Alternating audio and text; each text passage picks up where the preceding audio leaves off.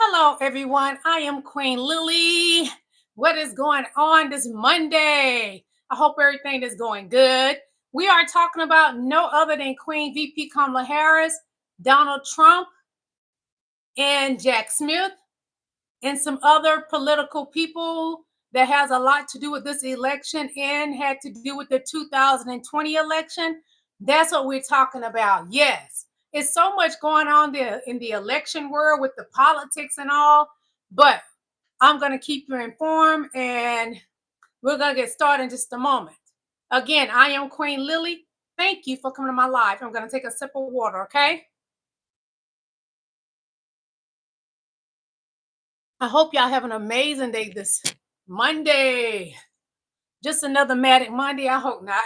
I hope it's a wonderful Monday for you all, okay?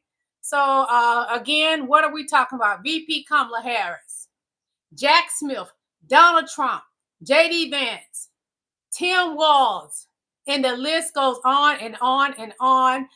We're talking about Donald Trump trying to take away the election again. I'm going to show y'all some videos discussing that. It's so much that's going on with this election, y'all. And I'm going to be real with you. I'm not going to play with you. This is going to be a scary election. And I'm not trying to fearmonger anybody. But you got to be careful because I'm going to show you something. Because when a man is scared and backed into a corner, especially a cowardly man, he is dangerous. Hit that like button, you guys. Hey, Queen Bianca. Hey, AC, what's good? Hey, King and Queens, what is going on today? But we got to be careful. This is a dangerous election. But do not let it keep you from going out there and voting because this is the most important election ever in our lives. Donald Trump has already planted seeds with people that's part of MAGA to get out and try to stop your Democratic vote. We're not going to allow it. It is not happening. Happy Monday, everybody. So we're going to get started. I'm going to show y'all a couple of things. It's a lot going on. And I pray for everybody's safety. I pray to our Lord and Savior that everything's going to be fine. No matter how much he is out there at his rally running his mouth, trying to convince his people, he used cold words with them so they know to attack. No matter what he does, I am still going to vote. And this is the thing. If you early vote, you can go to any town and vote. Any town and vote. So if somebody want to try to track you down, get your IP address, because that's what happened here on here with MAGA. Let me tell y'all something about MAGA. They had my Cash App shut down. They got my address. They have been harassing me through calling my phone because they get your IP address. But you know what? I gave all of y'all names to the police officer. All the names that come up in here stalking me, harassing me, I gave your names to the police. Y'all ain't getting away with stuff y'all do. You keep calling my phone, playing on my phone. I know it's y'all because I was informed that y'all get my IP address, and that's how y'all harassing me. But you're not going to run me off this internet. Honey, if Satan couldn't take me out with the things I experienced throughout my entire childhood, my teen years, being raped and abused my entire childhood, in my teen years, you can't take me out of here. Only person going to take me up out of here is my Lord and Savior, Jesus Christ. So listen here. We're going to vote. Y'all are not going to stop my vote. I will be voting blue, and I respect who you're voting for. If you like Donald Trump, that is your business. That is your right. But you have no right to try to stop people from voting for the candidate they want to vote for. You keep listening to Donald Trump. That is not good. That's why a lot of y'all are in prison right now because of Donald Trump. And some of y'all went to jail because of Donald Trump. And some people, because what happened, and they saw that Donald Trump was not really for them, they are no longer MAGA. They telling their testimonies. You can vote for Donald Trump. That is your God-given right. And all of us that's voting blue, that is our God-given right. You have no right to try to stop our vote. You're going to get locked up because that's what you headed to if you're going to keep listening to Donald Trump. He is going to have you put in prison while he's sitting at Mar-a-Lago in his pissy depends. You shouldn't want that for your life. Look at that lady, Tina Peters. She ruined her life for a man that's going to be sitting at Mar-a-Lago and playing golf and everything else. And she got 9 years. Mega, listen to me. This is not healthy. And I don't give a you know what. You can claim mental illness, but you ain't mentally ill because y'all got my telephone number, cell phone number, been calling and harassing me. That is not mental illness. That is you willing to bother people. And this has happened to other people as well. I've spoken with some other people. Y'all been contacting YouTubers and TikTokers that do not support him, and y'all are harassing them. You're not going to stop anybody's vote. Let me tell you something. My ancestors and Martin Luther King, they marched for my right to vote. They marched for me to get on here and run my mouth that God gave me.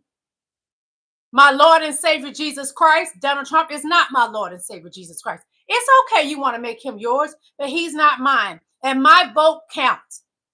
I don't mind if you vote for Donald Trump. You have every right. But do not try to stop people that are not voting for him. We have that right, just like I said, you have a right to vote for him. But what's so sad is so many people support a man that's a criminal. I never heard of anything like this in my life, y'all. Never, never. It's a cult. It is not the Republican Party. The best thing I can tell y'all when y'all go vote, stay to yourself. Don't even talk to anybody. Do not take any water from them because they're going to offer you water. They're going to try to get comfortable with you, and they plan on harming people. So be very careful when you go vote. Everybody in this chat, your vote counts. But it does not give you a right to think you're going to be the mob, the mafia, and go after people. Because T-Rump ain't going to be there for you. And some people are going to lay you out. Again, thank you for coming to my live. I am Queen Lily. I appreciate each and every last one of you. Thank you so much. We're going to get started, okay? Just a moment. I got the air conditioner on this fall season, but it's in Atlanta, it's hot. And it affects my sinus to run the air conditioner when it's fall season, but it's okay. Plus, our air is messed up here from that explosion. It affects my throat, everything. It's just messing with my allergies and sinus, but I'm going to be fine.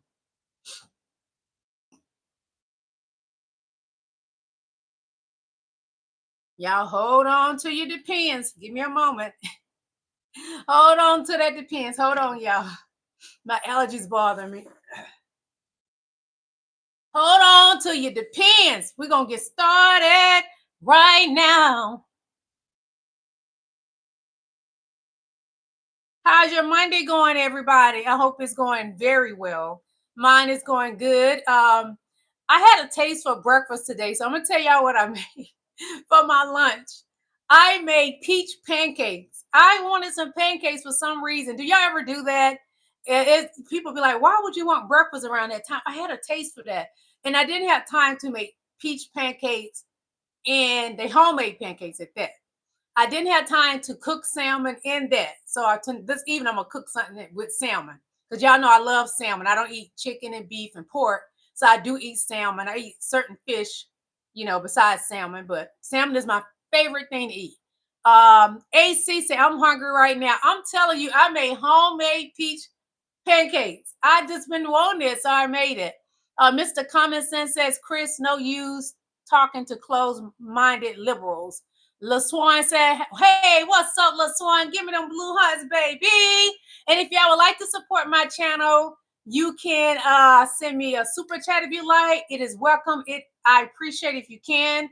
It will help my channel grow. And if you like to get a membership, you are welcome as well. Thank you. Krister Swagmere, are you okay with anyone voting without identification? You can keep running with that lie because your leader, your savior, Donald Trump, has put that in your head because he plans on trying to steal the election again, which I'm going to go over the documents. I stopped on page 94, Saturday evening. I'm going to go back and start back at page 94 because your candidate, Donald Trump, tried to steal the election from President Joe Biden. He is a criminal. He wanted Mike Pence to be a criminal like him, but Mike Pence is an honorable man. He did not do it. So we have to worry about MAGA pulling stunts like that. Not that MAGA cares about anybody, but I could see MAGA going to get um, migrants that don't have any identification to go vote for Donald Trump, because y'all going to try anything for your candidate. Y'all are willing to do anything for Donald Trump. And that is sad. You wouldn't even do for your loved ones. Your loved ones are the people that you go out of your way for. You don't go out of your way for an orange man that doesn't care anything about you. It's very sad. I never seen anything like this in my life. I pray for your simple, lonely souls. Mr. Comment said, I'm just glad you don't have my many followers. You've been at this for a second. I've been at this a month and a half, so I am okay with it. God is blessing me every day. My views are good. And what you don't realize, when people going in and out your live, that counts too.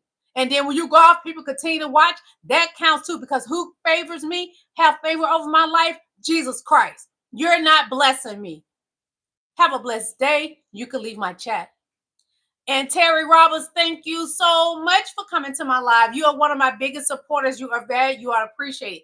Everybody in my chat are valued and appreciated. I see each and every last one of you as kings and queens. I value you. It doesn't matter who your candidate is. I value you. Just respect me. Respect my chat. Do not put profanity, actual stuff in there. Anything that's obscene and crazy. Do not put it in my chat.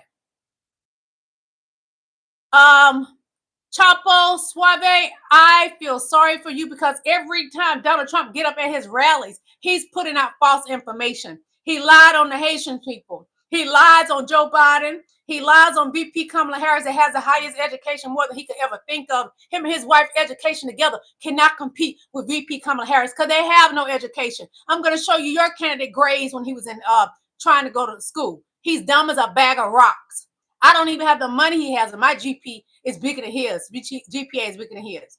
He's dumb. Donald Trump is one of the dumbest presidents ever. He is the worst president of the United States ever in history. Sit on that egg, Chapo.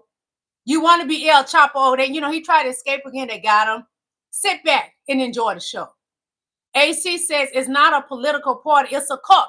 Yes, the MAGA is a cult. It is not a political party. MAGA is definitely a cult.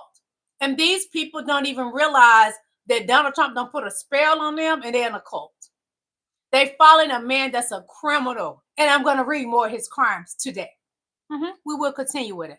Mr. Common Sense says, then why are you talking? This is my show you on. I can talk when I want to. Tell your mama to shut up and shut her dick suckers. How about that? Because your daddy don't want it. She don't know how to work that mouth properly. Sit down and enjoy the show and go suck on your daddy. Christopher, are you okay with people voting without a... How many times y'all gonna put that in here? How many times? Homeland Security raided Diddy's house. Okay, Natalia, that's true. AC, that's Trump's goons. And in this chat, these are some of Trump's goons. They come in here every day. Thank you for coming to my live. And they start up stuff. And when you come back at them, they can't take the heat, especially coming from a woman and coming from a Black woman. They can't take it. You come in my chat, you come for me, I come for you. So let's get this party started. And we're going to have an amazing time talking about the politics, election, VP Kamala Harris, Donald Trump, and the list go on and on and on. This is going to be good.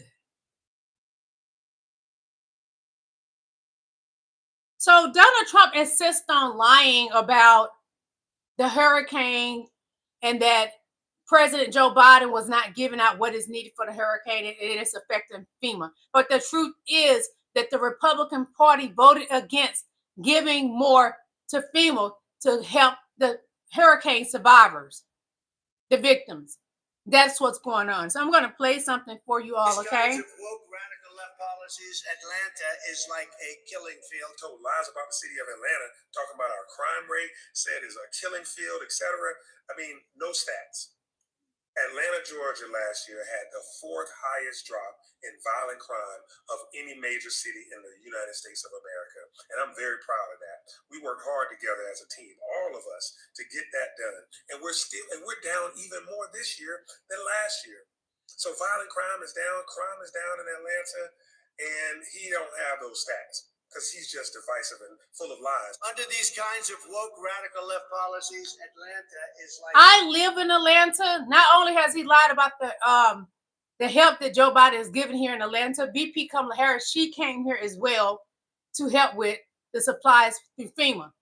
But the thing is, FEMA is doing their job. It's the Republicans holding the back. The crime rate in Atlanta is not high. It has gone down under Joe Biden and VP Kamala Harris. I don't know why Donald Trump insists on lying. It doesn't make sense. I live here. I know my city. He can't tell me anything about the city he does not live in. Donald Trump looks down on Atlanta. Why? Because it's majority blacks. That's what it is. He looks down on Atlanta because it's a majority blacks. And we're always having a black mayor. They just keep winning and winning and winning and winning like that at the Olympics, you know? Because at the Olympics, most of them are my people that's winning. And he hates that. But let me tell you something about black people. We don't care who wins.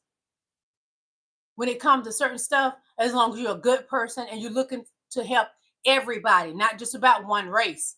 That's who black people are. And it's so strange that Donald Trump, he keep down and VP Kamala Harris, but she's out there doing everything that she's supposed to be doing. She is a vice president is the president over the Senate. So she's doing her part. Like Mike Pence, when I read to you all from the indictments, the documents, Mike Pence was the president over the Senate. So they have different things that they do that the president does not do. The president has the bigger say-so, but Congress somewhere has the main say-so, which I find that they need to change the rules, in my opinion. But anyway, I'm going to show y'all our VP Kamala Harris. That the president has approved the governor's request for 100% federal reimbursement of local costs. And Mayor, as you have pointed out, the burden to local governments, including the state government, is pretty immense.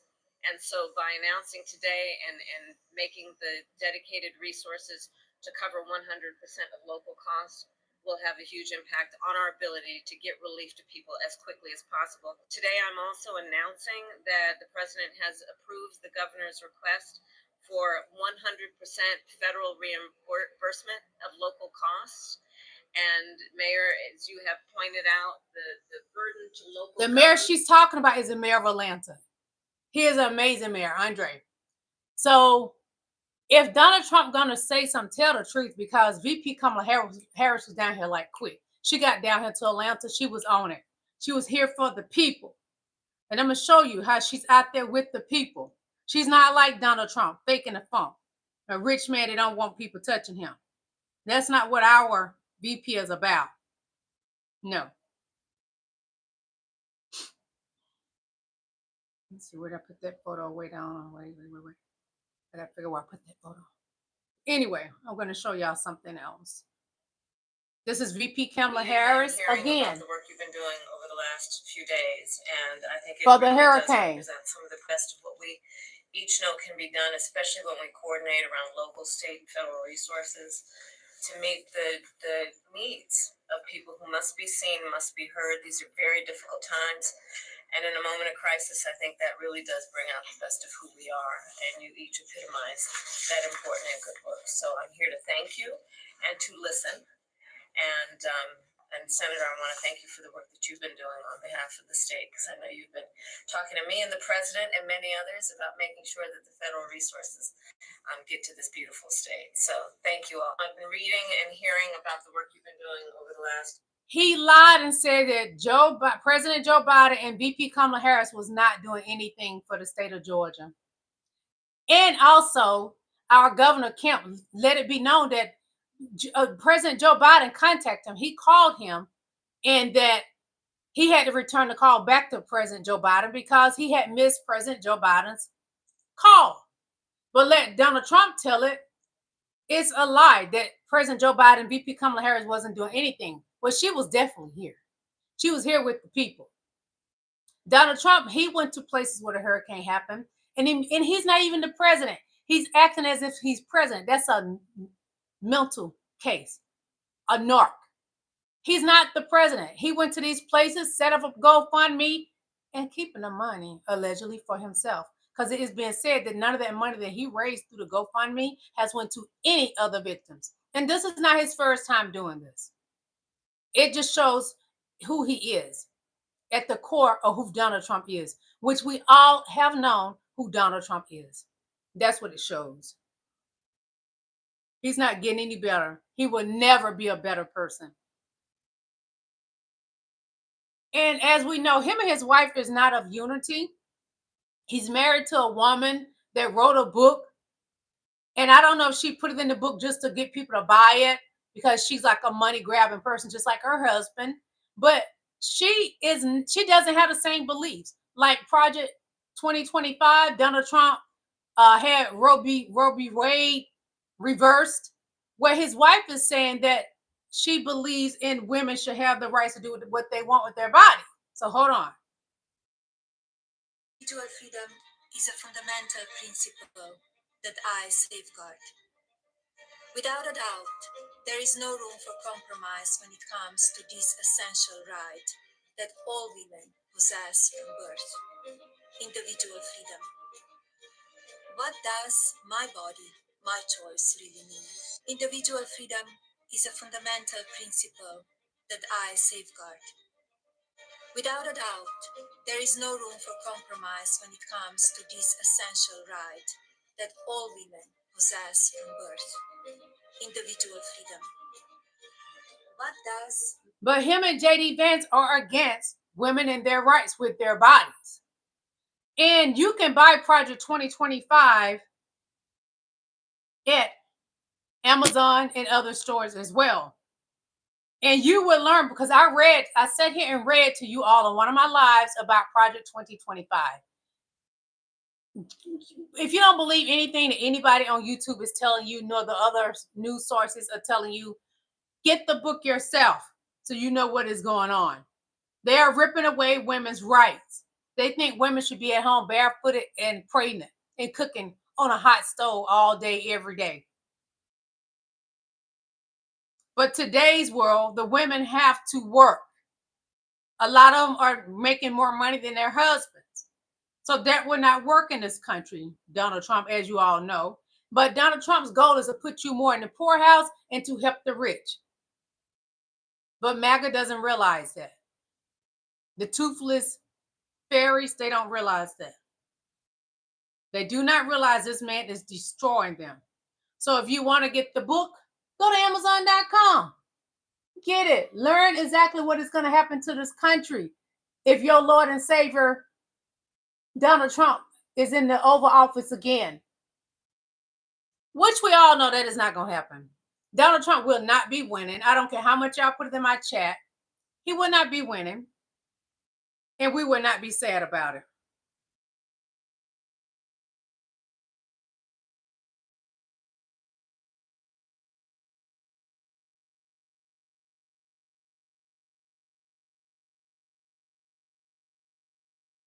This is what Donald Trump feel about y'all. I hated it. I'd get other people. I shouldn't say this, but I'd get other people in. I would pay. I hate it. This is going to... I hate overtime. I shouldn't say this, but I'd bring other people in. Then why are you saying it? The more that this guy talks, the less I understand why people still support him. I also love how he's openly saying that he knows he should not be saying this stuff, that he knows that this stuff is bad that he's saying, and yet here he is still saying it, still spewing out random stuff, random crap. And who gonna sit there and still listen to? For some reason, MAGA has it made in their mind that Donald Trump is not talking about them. He's talking about everybody. He's talking about taking from your families. If he's taking your overtime, he's taking from your family. MAGA, it's just not us. It's you too. But you continue to lie to yourself daily.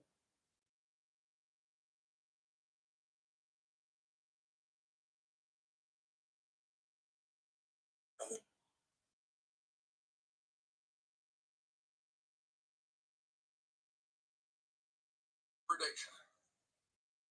On November 6th, Kamala Harris will be the President-elect of the United States.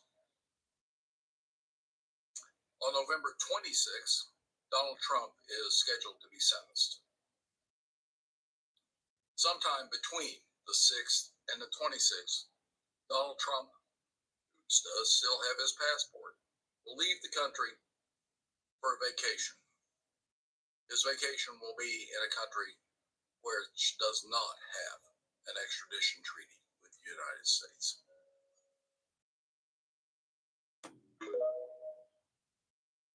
When he lose, Mega, your savior is leaving this country because he doesn't want to go to prison. Because he knows he's going to lose. He knows. You know. But you continue to lie to yourself about your savior. Sad, but it's true.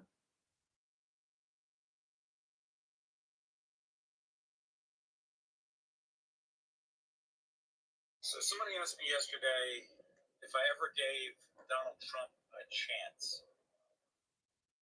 And I said no. But you have to understand why. The reason I didn't give Donald Trump a chance is because I own a company that works with a lot of contractors. Do estimates and whatnot for contractors. A lot of other support for other folks in the industry, but that's enough said. Anyway, what happened was a buddy of mine that was a contractor up in New Jersey called me up one day and said, "Hey man, I got this opportunity to do this business with Trump, and it's huge, and I think I'm going to do it." And I said, "Well, I get that you're going to do it, but it might be in your best interest to think that through because, the honest truth is that dog bites." And he said, "Yeah, I understand, but I'm going to write a tight contract, blah, blah, blah, So he takes the gig. And he tells me later he's having a little bit of problems getting paid.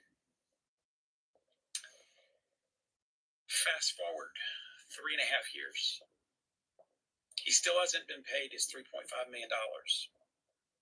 He's been worn down pretty awfully. And Trump's attorneys said that they would pay him $1.2 million. And that was it. He took the $1.2 million. The day that showed up as certified funds, he took the title to every truck he owned. He owned a pretty decent sized company. He took a bill of sale for a bunch of other equipment, generators, arc welders, all kinds of stuff. Ladders, you name it. Chip crane. He went to another place and he sold all of that and walked out with certified funds. He went to the bank. He deposited those funds into the bank. Then he gave a list of amounts and people and companies that he needed to cut checks to. And they cut certified funds to all those individuals.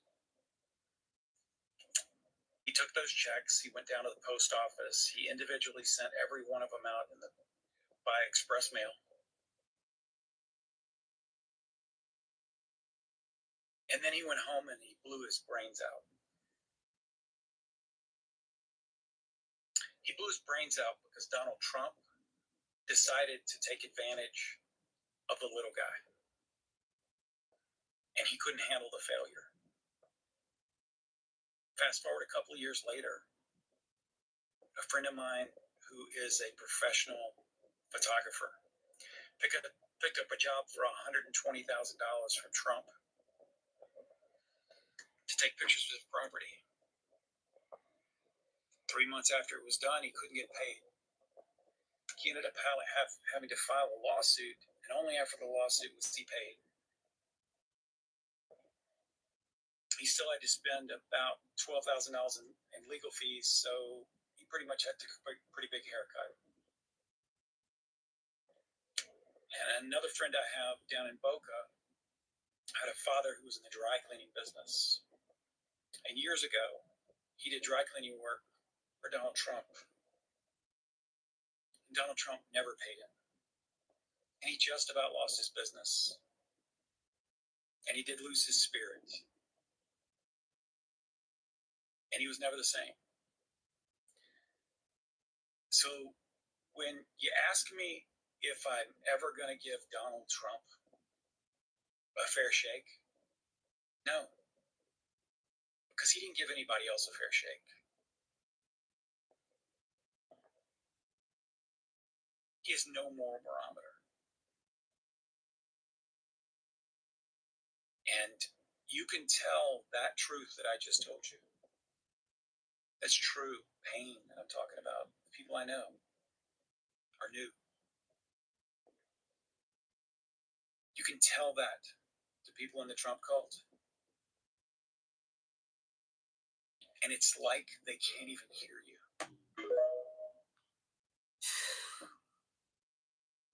And that's your candidate. A man of no morals whatsoever. He doesn't care who he hurt. Those people was just like you, MAGA, just like you. And he took from them. They did the work and he never paid them. Their families suffered. Some of them took themselves out of here because of who? Donald Trump. He is an amoral person. Selfish. A heart without any love of God. That's your candidate.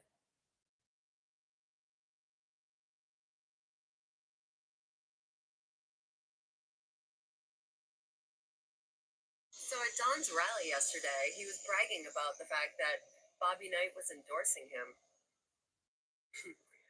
Bobby Knight died in November of 2023.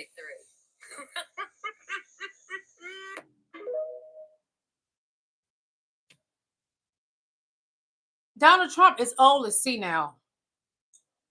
Who mistakes a dead man as somebody that endorsed him? Mega, please tell me. Tell me. I want to know. Inquiring minds want to know. That's your candidate. You know better than anybody. It is your candidate. We want to know. I'm going to get back to the documents that I was reading just the other evening. Saturday? I think I stopped on page 94. So I'm going to get back to that now. Just a moment, okay? I got to find the page. Even though I left it there on page 94, it's not on page 94 anymore. But we're living in trying times where you got to be very careful. We're living in a time where you can't trust people. And a lot of people, I worked on a TV set, a show that used to come on Fox. I was a doctor on that show. And there was so many MAGA people on that set. They had very few Black people working on this TV show. Very few.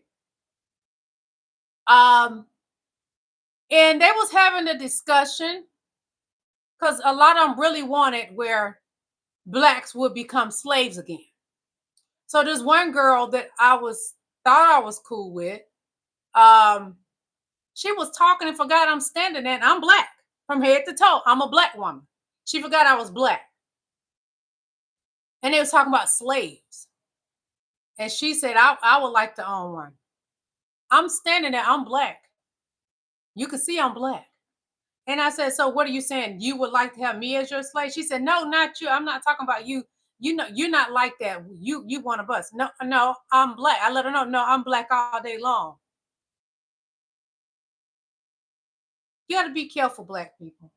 Everybody got to be careful. For right now, for this election, Black and brown people have to be more careful than anybody.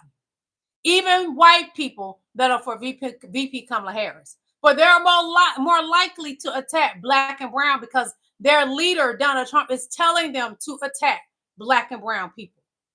Mm-hmm. Their leader, the felon, the charlatan, the criminal. the SA abuser. And the list goes on and on and on about Donald Trump. Him and his crimes. How he led a group of people to destroy the Capitol. They were going there to try to nuke his VP. That's how dangerous Donald Trump is. And he doesn't care about anybody. He was willing to harm his own VP. Why? Because Mike Pence wouldn't lie and say he won the election.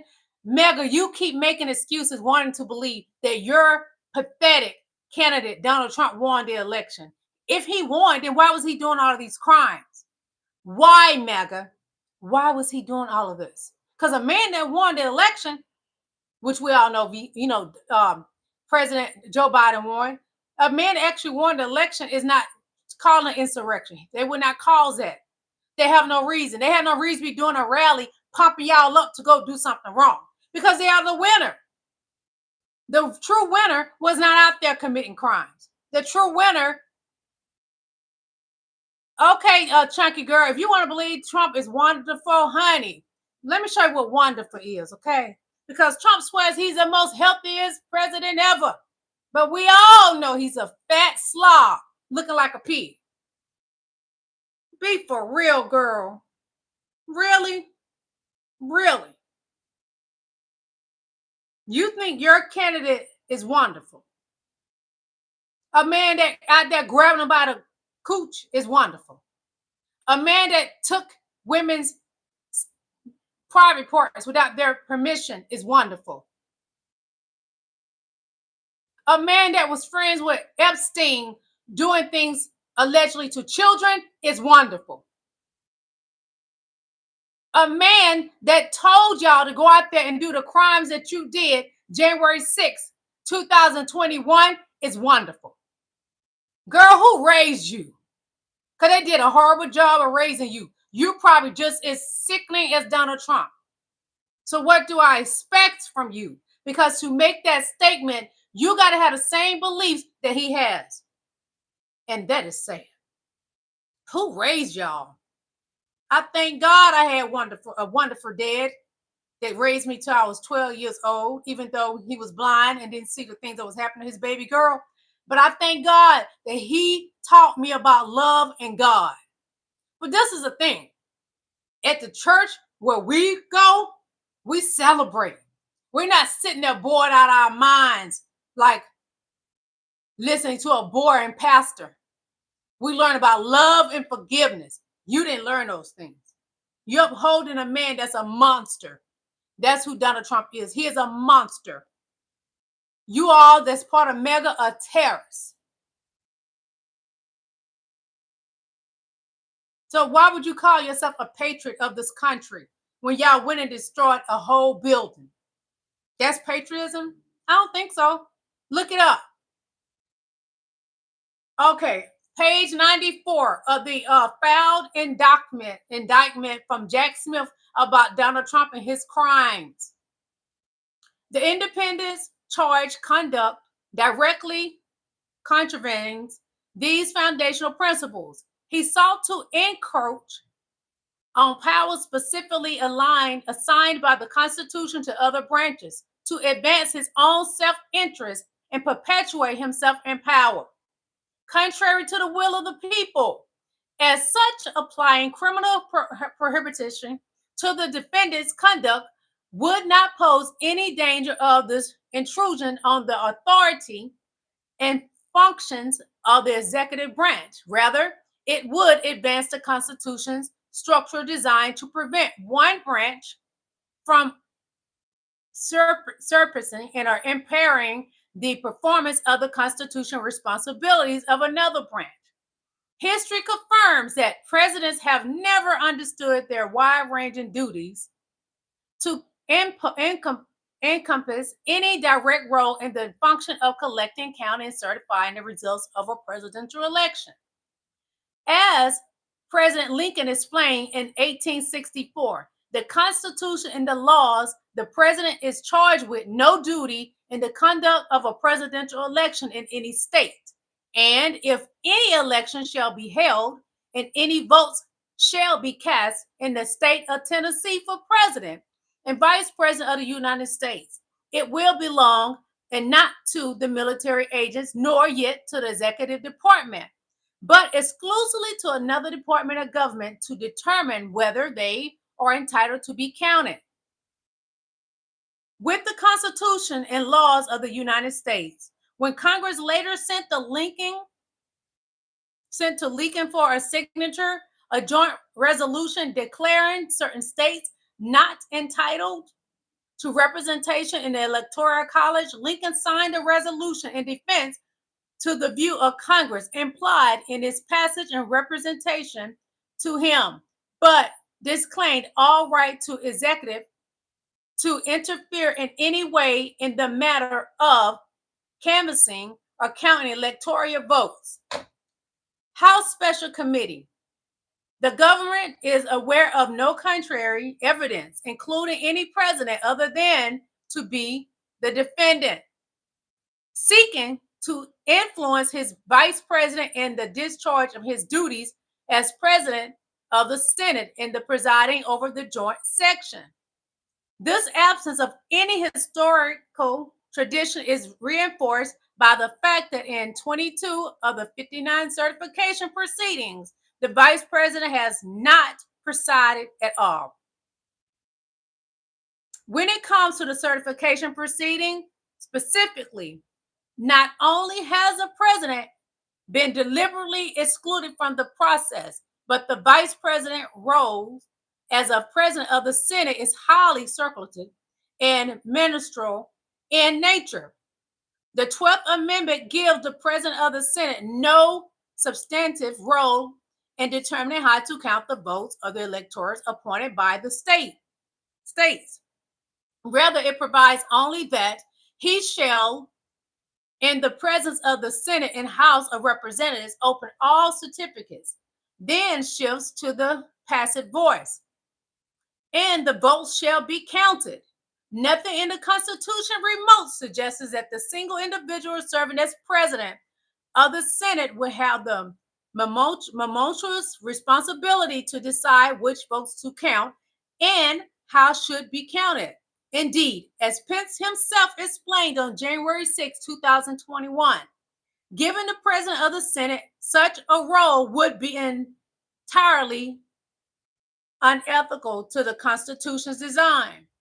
In removing any possible doubt, Congress has legislated intensively to define the vice president's role in counting of electoral votes.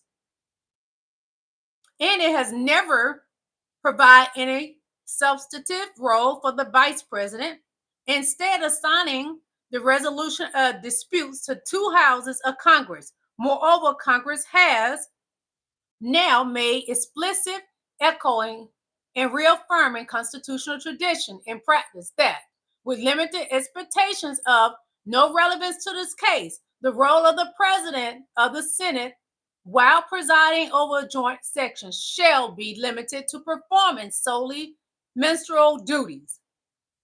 He shall no power to solely determine, accept, reject, or otherwise adjudicate or resolve disputes over the proper certificate of assertion of appointment of electors, the validity of electors, or the votes of electors, because the vice president role is and has always been ministerial rather than substantive or discretionary.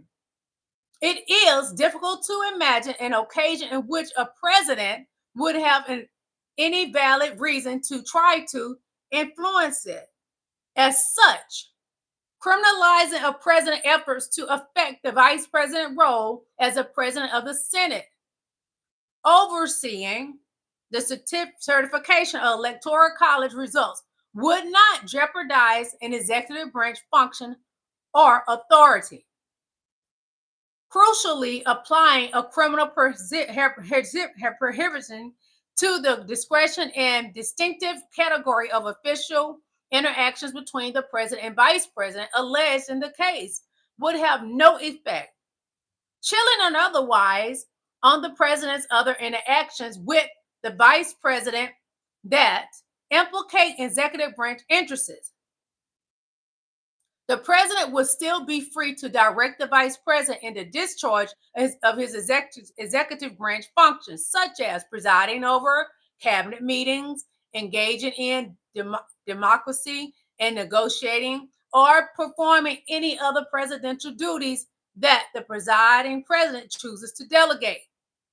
The president would likewise still be free to advise the vice president on how to advance the president's agenda in Congress by casting tie-breaking votes on legislative or nominations. None of these legitimate executive branch functions would be chilled or affected at all. Lastly, the fact that the defendant regularly included, the defendant is who? Donald Trump. The fact that the defendant regularly included other private actors, such as his private attorney, his co-conspirator 2, in some conversations to attempt to pressure Pence, strengthens the conclusion that the prosecutors prosecuting the defendant of his actions using co-defendant 2 to help recruit Pence into this conspiracy that doesn't infringe any executive branch authority or function. As set forth in Section 1, private co-conspirators work to schedule the January 4th meeting at which co-conspirator 2 attempted to pressure Pence. Although White House counsel P59 was invited to the meeting, when he arrived to attend, the defendant is Donald Trump, explicitly included him from it, meaning that the only attorney attending the meeting for the defendant, Donald Trump, was co-conspirator number 2. His privately retained counsel in P59 telling when P59 arrived at the Oval Office for the meeting, the defendant said words indicating he didn't want me at the meeting. He talking about Pence. It's hard to imagine stronger evidence that conduct is private than when president includes his White House counsel and only wishes to have his private counsel present. Next, the phone call on January 5th that the defendant and co-conspirator 2 made to Pence, P8 and P58, was the result of the private co-conspirators' failure to convince P8 and P58 to do as co-conspirator 2 urged the meeting in the morning of January 5th, and P58 and P8 took at the defendant's request. Who's the defendant? Donald Trump. The defendant's decision to include private actors in the conversations with Pence about the role after certification makes even more clear that there is no danger to the executive branch's functions and authority. Because the co-conspirator 2 conversations had no bearing on the executive branch, productive and instead of all the conduct objectively benefited the defendant. Who's the defendant? Donald Trump. In his private capacity as candidate, the court shall therefore find the presumption of immunity to be rebutted. And because the presumption is rebutted, any participant in the meeting or phone call, including Pence, P58 and P8, can testify about it at trial. He has no immunity. Number 2, the defendant's interaction with Pence as a running mate was unofficial. At trial, as indicated, the government intends to introduce evidence of private phone calls or in-person meetings, which occasionally include campaign staff that the defendant had with Pence in the official capacities as running mates in the post-election period. These conversations were not described in the original indictment nor analyzed by the Supreme Court in its opinion, nor they described in the superseding indictment. In these conversations, the defendant and Pence discussed their electoral prospects, election-related litigations, and the possibility of the defendant running again in 2024. if his legal challenges fail. For example, Pence tried to encourage the defendant, meaning Donald Trump, as a friend when the news networks projected President Joe Biden as the winner of the election. On other occasions, softly suggested the defendant recognize, meaning Donald Trump, the process is over, even if he was unwilling to concede, and encouraged the defendant to consider running for election again in 2024.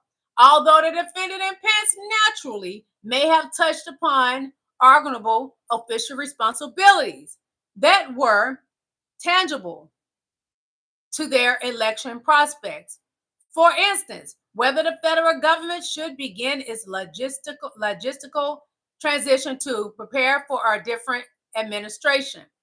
The overall context and content of the conversations demonstrate that were primarily frank exchanges between two candidates on a shared ticket.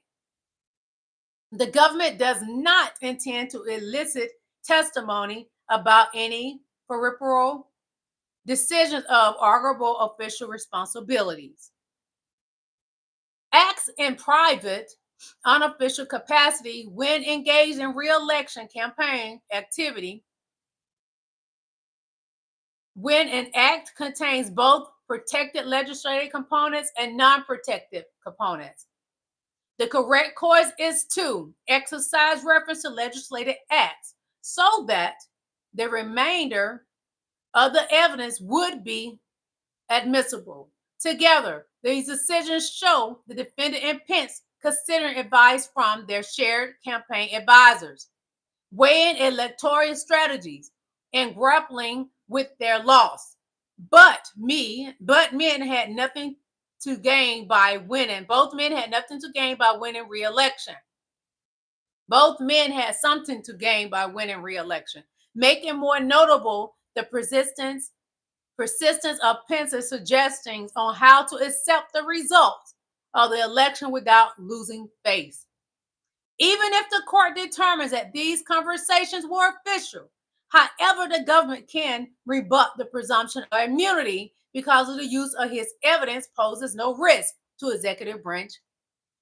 The component of conversations at issue, defendant and Pence joined electoral fate, how to accept the election results, have no bearing of any function of executive branch. Number 3, P58 101, interaction with co-conspirator 2 were unofficial. Pence staffer P58 also participated in January 5th meeting with co-conspirator 2 and person 8, superseding indictment. Engaged in a lengthy email exchange with co-conspirator 2, superseding indictment. These interactions were outside of the defendant's presence. This is Donald Trump. Outside of the defendant's presence, and later was a series of emails. These conversations were not official within the meeting of Trump, since the defendant was not involved and did not otherwise direct P58 actions, and because of the other information about describing co-conspirator 2 inherently private role. So what do y'all think about that? What's y'all opinions on this? Let me read some of y'all comments. Hold on. Hey Yoel, how you doing? One moment. Yoel said, as people keep increasing the rhetoric of discriminating against these children, their parents are not taking them back to different court cases. I don't know what you're talking about on there. We're talking about the presidential election and what happened in 2020. Chunky girl. Okay, that's fine. You can be MAGA. That's up to you. I'm not MAGA, honey. I'm greater than MAGA. AC says, I love Jack Smith. He's amazing. Yes, he is. UL said it's actually under 300,000. So I don't even know why you added an extra 25,000. Okay, I don't know what you're talking about. Chunky girl said Trump 2024. That's fine. That's your candidate. Terry Roberts said, I say, look up, lock him up. Oh, lock him up. Hey, Luis Carlos, how you doing? Make America great again. Okay, that's your opinion. Terry Roberts said Harris 2024 with the blue heart. Thank you. After reloads already have, they were lost. Clowns. Okay, I don't know who they're talking about. Be more specific, then I can know who you're talking about.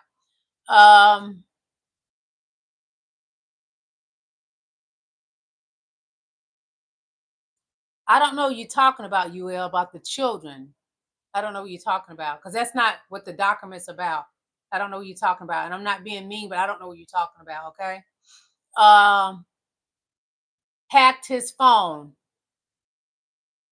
No one hacked Donald Trump's phone, honey. He was sending Mike Pence the messages, and Mike Pence handed them over to the courts and Jack Smith.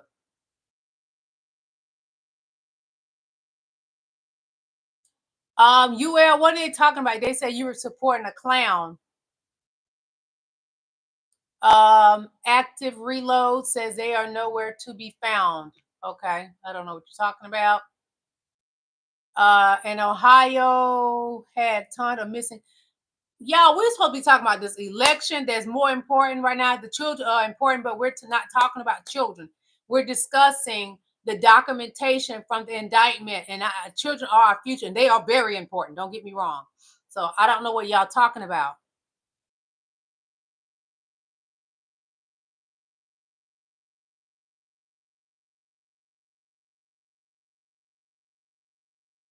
Harris is in the lead right now in the polls. But even though she's in the lead, we still have to go to vote. We got to go vote to make sure she wins. Well, she's going to win. She's a winner. She will win. So we don't have to worry about that. So I'm going to get back to the document, okay?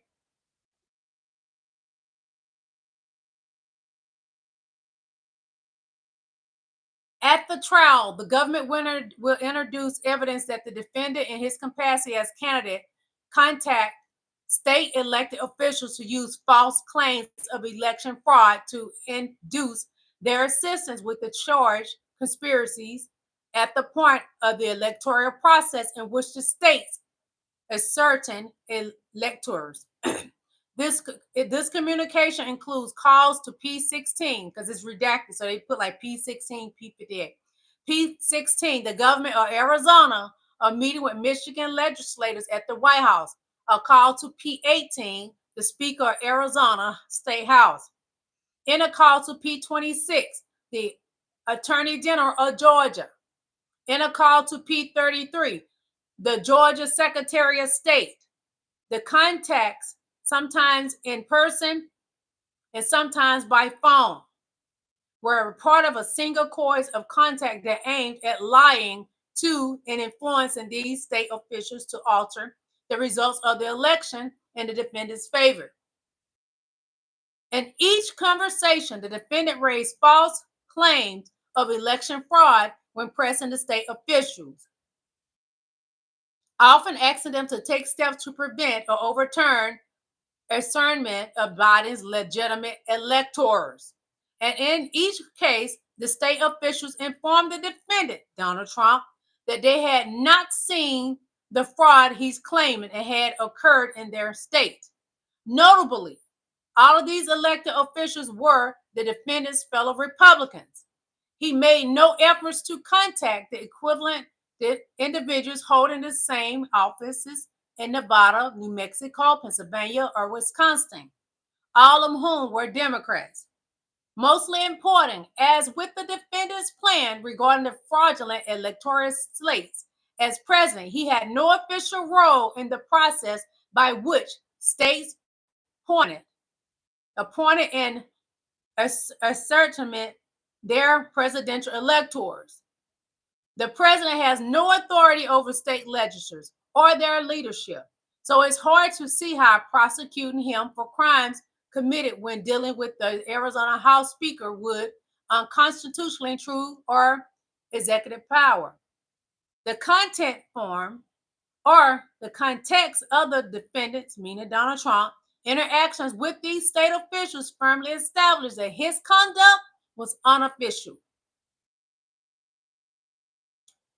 Calls to P16. The defendant called P16, then the government of Arizona, on or about November 9th. The defendant calls P16 was unofficial and undertaken as a candidate. Throughout the call, the defendant was engaged in partisan electioneering. His comments focused on the vote count in Arizona and particular race and on margins alleged allegations of fraud that could potentially benefit him personally as a candidate. P16 in turn responded by giving the defendant his assessment of the defendant's electoral prospects in Arizona. Prospects were dim. The defendant did not ask about the vote counts for or claim fraud existed in any race other than his own. He raised fraud claims in this context about whether he could still win Arizona, not in the larger context of election integrity. The defendant claimed that he would deliver evidence of election fraud to P16, then did not. The call was a surprise to P16, an unusual, short, and to the point for the defendant, who usually like to chat. In contrast, according to P16, this call contained little conversation or pleasantries and was solely focused on the vote count and the presidential race. In the defendant's fraud claims, this call must also be considered in the contents of conspirators' additional pressure of campaign on P16. On other occasions, co-conspirator one tried to reach P16, but P16 declined to accept calls. P16 wasn't down with trying to steal this election. They were like, Donnie boy, we ain't with this program. We ain't trying to take what is rightfully President Joe Biden's. And on November 30th, the day P16 signed the certificate of ascertainment, declaring Biden's electors the legitimate ones for Arizona. The defendant, joined by Pence, again called P16, again raised fraud claims, and again failed to substantiate them. When P16 failed to do as the defendant demanded after the call, the defendant attacked P16 publicly through Twitter. Each of these communications with P16 was unofficial. The defendant engaged in them, all in the capacity as a candidate, in the attempt to elicit P16 supporting and reinstalling him as president. He was desperate. So we're going to go to something else, y'all. Hold on one moment. I'm losing my voice. Sorry. Hold on. Please hit the like button. It would mean so much to me if you hit that like button. Hit the like button, everyone. So I'm going to show y'all a video, and it's about MAGA, the end of MAGA. Hold on. The end of MAGA. We will rejoice in this moment.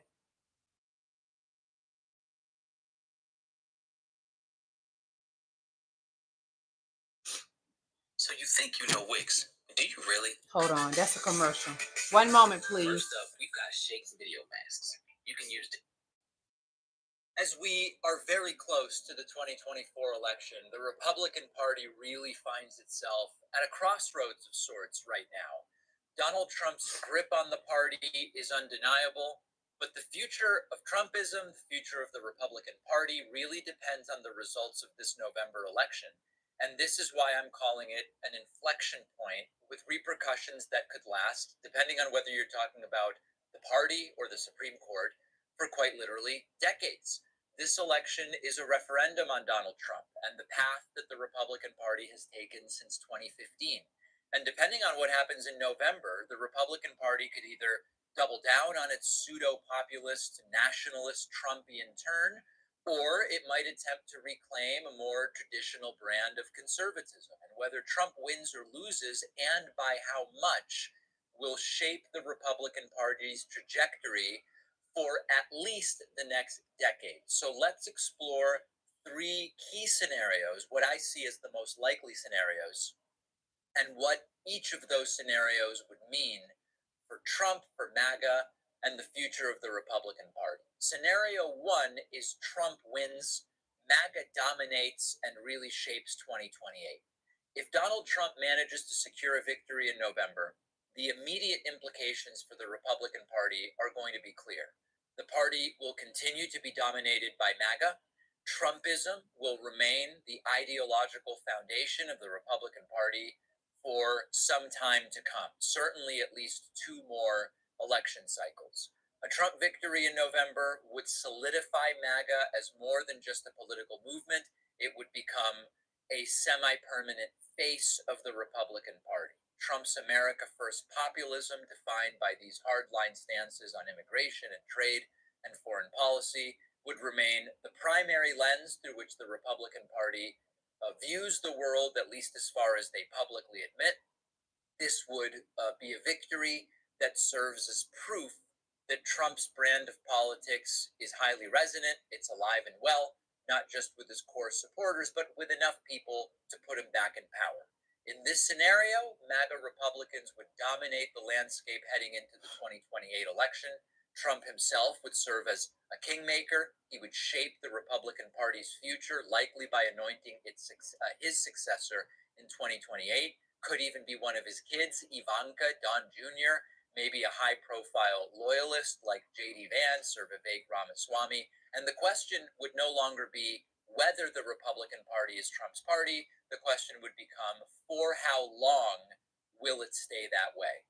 In his second term, Trump would be free from the constraints of re-election. This will give him an open runway to give more tax breaks to the ultra-wealthy and implement the neo-fascist immigration policies that he seems to love.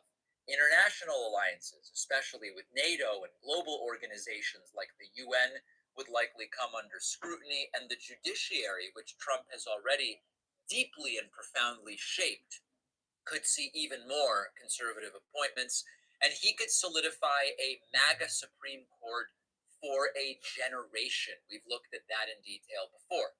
So in this scenario, the Republican Party of 2028 would almost certainly be one in which the MAGA wing dominates, and a Trump victory would represent the defeat of never-Trump Republicans who may start looking for other alternatives. The so-called moderate Republicans like Mitt Romney, Liz Cheney, Adam Kinzinger, Chris Christie, John Bolton, they might abandon the Republican Party altogether, at least as far as public endorsements.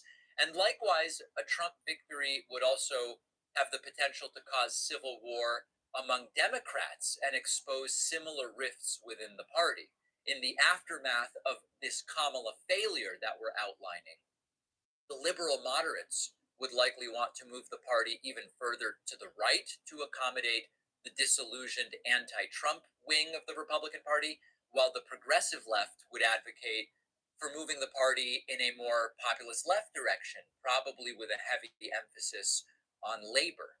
But at least Democrats would be able to have that fight. In contrast, any Republican candidate would have to just be servile to Trump in order to be viable in 26 and 28. The rhetoric of 2028 would look much like that of 2020 and 2024.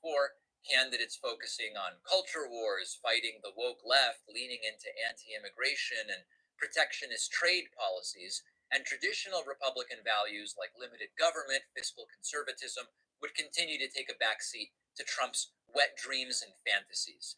If Trump manages to win, he will continue to decline cognitively and physically. And interestingly, Trump might follow a similar trajectory as Joe Biden, with the most loyal Republicans desperately insisting he's fine, he's as sharp as ever, even though his likely decline would be obvious to everybody else. Nonetheless, the Republican Party would remain Trump's party, with MAGA firmly entrenched as the dominant force. We now move to scenario number 2, which is Trump loses, but loses narrowly.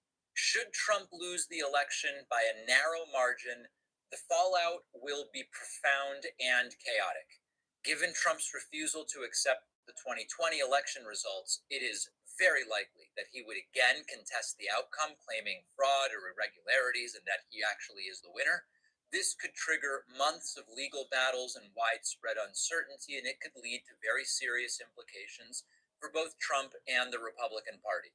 His supporters, who are already primed to distrust the electoral system, would rally behind him, and it would create intense political polarization. And the potential for civil unrest and violence in this scenario is very real. Trump's rhetoric about stolen elections has emboldened extremist groups and stoked this culture of grievance. Another election contest could lead to protests, confrontations, and yes, a heightened risk for violence. These factions might be even more militant and weaponized, given that Trump would lose to Kamala Harris, who would be the first Black woman to become president. We know that this will trigger them. This could leave the Republican Party in a state of paralysis, unsure how to respond to Trump's refusal to exit the stage.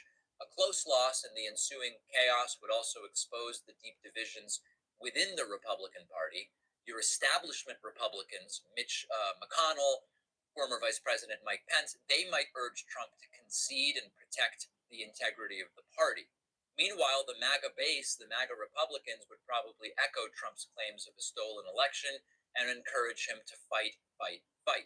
This divide would grow deeper heading into the 2026 midterms and the 2028 primary season.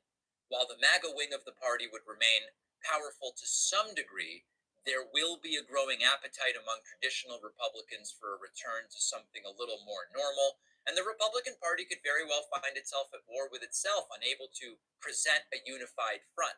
Even without another Trump presidency, the MAGA movement probably doesn't disappear in the case of a narrow Trump loss. Names like Ron DeSantis and Vivek Ramaswamy will probably come up as 2028 contenders, and there will be a question as to what direction the party goes in. Trump's followers would continue to believe that the system is rigged against them. It'll fuel a politics of grievance and resentment that could dominate the Republican Party for time to come. And whether or not Trump runs again in 2028, he says he won't, and I tend to believe him that he won't. The movement he started would probably remain influential. There would be new candidates trying to pick up the mantle, but this version of the Republican Party would likely be a diminished one. The Republican Party might struggle to appeal to moderate voters and suburban Republicans who could be turned off by the perpetual contesting of elections and saying we are the victims, and the party could end up trapped in a cycle of election denialism, unable to break free from Trump's grip, even after he is gone, either from the political scene or from God's green earth. We now go to scenario 3. Trump loses badly. If Trump were to lose by a significant margin in November, it could mark the end of MAGA as a political force.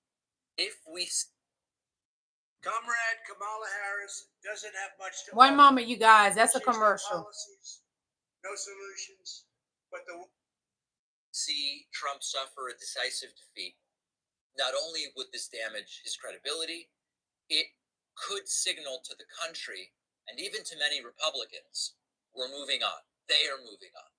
This scenario would have a profound consequence for Trump and the Republican Party. A large defeat would weaken Trump's standing within the party. He probably won't concede the results no matter how decisive they are, but his attempts at claiming he really won would be very, very much unconvincing if it's a blowout loss for Trump. His political clout would diminish. Maybe his most loyal supporters remain, but the broader party would say it's time to go back to traditional Republicans. I believe that if there is a decisive defeat within hours, if we know about it before midnight, by the next morning, if we know about it by the next morning, certainly by that afternoon, you are going to start seeing Republicans realizing that Trump has nothing left to offer them. There's no reason to stand behind the guy. Immediately say, it's over. It is time to go back to being a different Republican Party. You will see Republicans abandon Trump. Not the hardcore voters who go to Trump's rallies, but elected officials. They will bail on Trump within hours if Trump suffers a major loss. Whoever the Republican Party props up in 2028 will still almost certainly be someone who had loyalty to Trump. You know, you could see like a Josh Hawley or a Tom Cotton. So we shouldn't be too comforted by this idea that you will see Trump abandoned. But a decisive Trump defeat might represent the end of MAGA by name. It wouldn't make this right-wing populism that MAGA has espoused go away. And it probably wouldn't make the party more reasonable in reality, but it would change the optics of what they put forward. Trump's defeat in a major way would also take a psychological toll on Trump. His brand is built on winning, and a large loss would be a devastating blow to his ego. The humiliation quite literally could kill him within some period of time, but Trump will never retreat deliberately. He will probably try to stay relevant. It's a question of whether the Republican Party will allow him to. So, to put it a different way, a massive Trump loss could cause disarray within the Republican Party, which would probably be helpful to Democrats. It's rarely bad to absolutely blow out your political opponents, at least in the short term. The question is, in the long term, will it usher in a version of republicanism that is more likely to win? Because the Republican Party would be forced to confront its future, and there would be a fight to fill the vacuum left by Trump. The Republican Party's future depends on November. The stakes couldn't be higher, and each of these three scenarios would lead to a significantly different outcome, not just for Trump, but for the party and therefore the country. If Trump wins, MAGA dominates, and the Republican Party remains Trump's party, even potentially after Trump's death. If Trump loses narrowly, the Republican Party will fracture, but MAGA will continue to wield influence. And if Trump loses by a major margin of victory, the party will be thrown into disarray. Trump will try to stay relevant, but we will likely see other voices emboldened and maybe a return to a Republican Party that's a little less crazy. For Republicans, November is not just about who will occupy the White House for the next 4 years. It is about whether the Republican Party will remain the party of Trump or chart a new course. And the future of the party, and indeed the future of what used to be called American conservatism, depend on the outcome of this election. I know how I will be voting. I hope you do as well. Vote.org to make sure you're registered, to find out where to vote and when. We will see what happens very soon. I really want to surprise him on our wedding day. Please subscribe to his channel. That I'm getting this done. Let's see a commercial on. Hold on.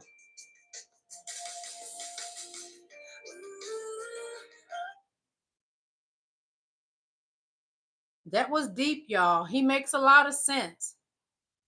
So I'm going to show y'all another video that this one has to do with Nancy Pelosi and Chuck. They tell Trump to tell MAGA to leave them alone while they're at the state capitol. They want Donald Trump to get his people under control. So we're going to watch this video. Donald Trump didn't care about Nancy Pelosi and Chuck and Mike Pence, all of them. He didn't care. Hold on. It's not coming up yet.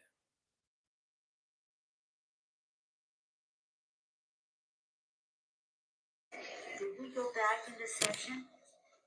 We did go back into session, but now apparently everybody on the floor is putting on tear gas masks to prepare for a breach. Well, I'm trying to get more information. They're putting on their Tear gas masks.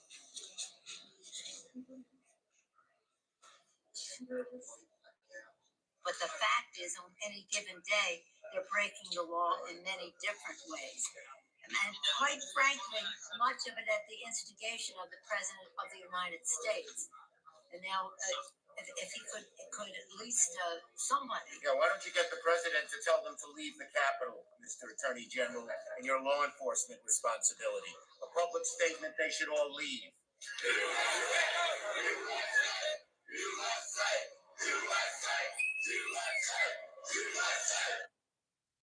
Did we go back into session?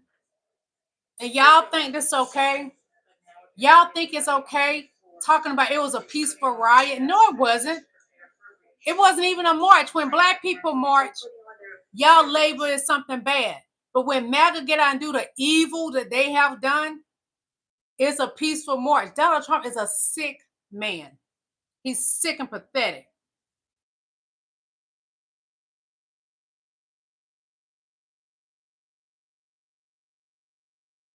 I'm going to show y'all so you can look at yourselves and see what you did to this country. You're horrible people. This is you, MAGA. This is peaceful. Nothing about this is peaceful. Some officers were just attacked so brutally that it's really unimaginable. You know, ripping gas masks off. My people, black people, we don't act like that. We walk and we protest. Y'all are animals. Look at this, MAGA. You're animals. Disgusting people. Basically suffocating them.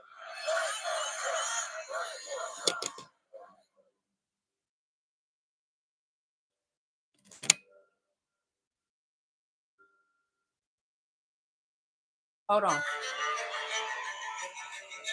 Democrats had this election rigged. Trying to steal the election. Tremendous voter fraud. It's a corrupt system. The American people believe that the election was not fair, that there was a lot of fraud. And we're not going to stop till it gets reversed.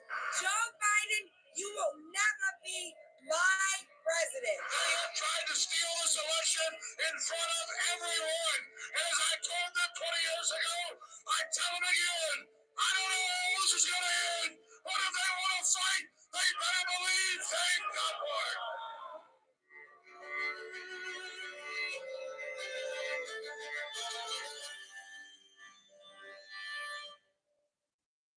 So Donald Trump chose January 6th because he knew the Congress would be meeting in the Capitol. It's pretty clear that what they wanted was to stop the certification of the election. Democrats attempted the most brazen and outrageous election theft, and there's never been anything like this. And we're going to have to fight much harder. We're going to walk down, and I'll be there with you. We're going to walk down to the Capitol.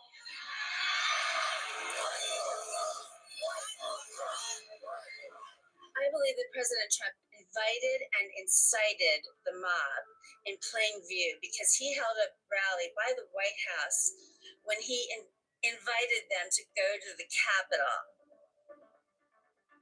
You could see all these protesters lining up outside these little fences. So there's probably a few hundred at that point, and a handful of cops, dozens of cops, not enough cops to protesters.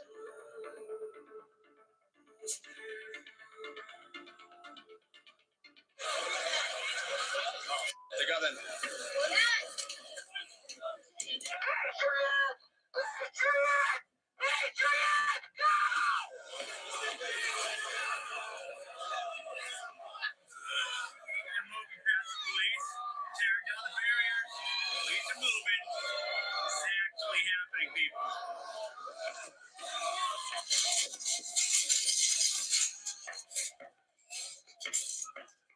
The crowd was just growing larger and larger by the minute. I was on the West Front looking west, so I could just see the hundreds, thousands of people coming towards the Capitol from downtown DC.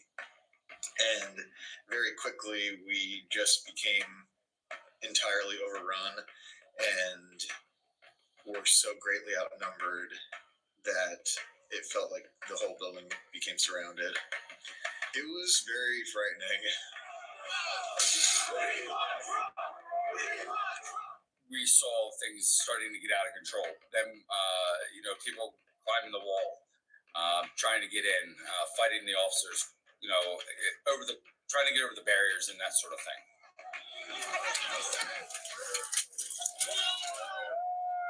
I think they wanted to commit acts of violence against members of Congress because that's what they said.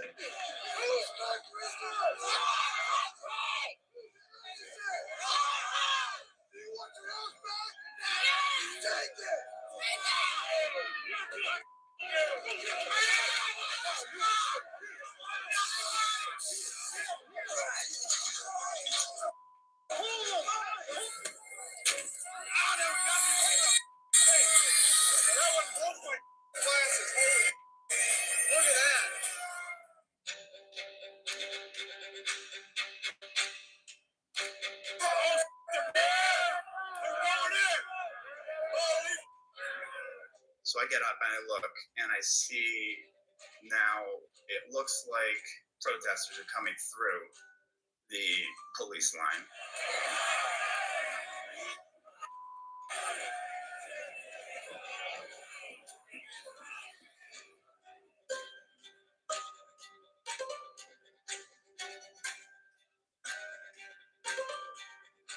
Most of the fights that you saw between the rioters and the police were noticed mostly in that pit. It was almost like a wrestling ring, but that's on the west side. On the east side is where these stairs were. So I'm sitting there in my cab. I noticed two Trump supporters, two rioters, jump over the fence. They rocked back the fence to the point where they actually ran over the Capitol Police Department. I need y'all to protect yourself. Outside, we'll do. It was what felt like thousands of people and very few officers, and it was sort of difficult to move because the crowd was so large. This is insanity. Insanity, man. It goes all the way down. So you get a bunch of people in the crowd, they're all packed tightly, they're all pushing forward, they're all trying to get over one another. Somebody falls and they're stepping on your chest, or you're crushed up against a wall or something along those lines, very easily. You can suffer traumatic injury. I thought my entire squad was behind me, but it was only 3 or 4 other officers. So we pushed forward to try to stop them, but we could only make it so far before we were attacked. And that's when I was struck in the face and knocked back. And then before I knew it, I was attacked from the right side too. And I just was on my back, and my helmet had come down, or someone was on top of me, and I just couldn't see anything. And there I remember thinking that I might not make it home alive today. We saw some of the sicker patients, right? We saw the cardiac arrest. We saw some of the traumatic injuries. The barriers that MPD were trying to keep people back with the fences, they were actually using those to carry patients out on.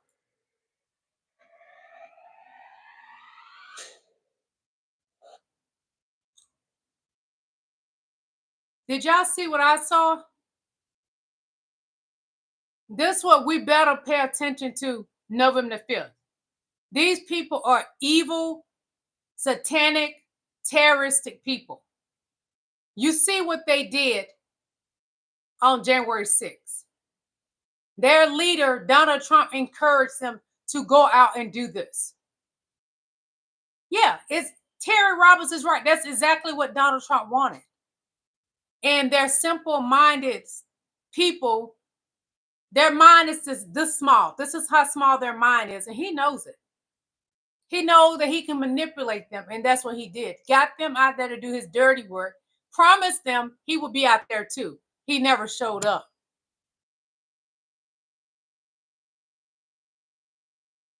He is the puppet master of MAGA. They fell for the banana tailpipe. That's what happened.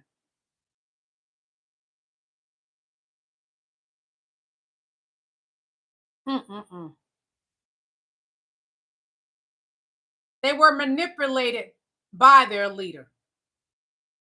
I'm going to read some of the comments and I'll go back to the video.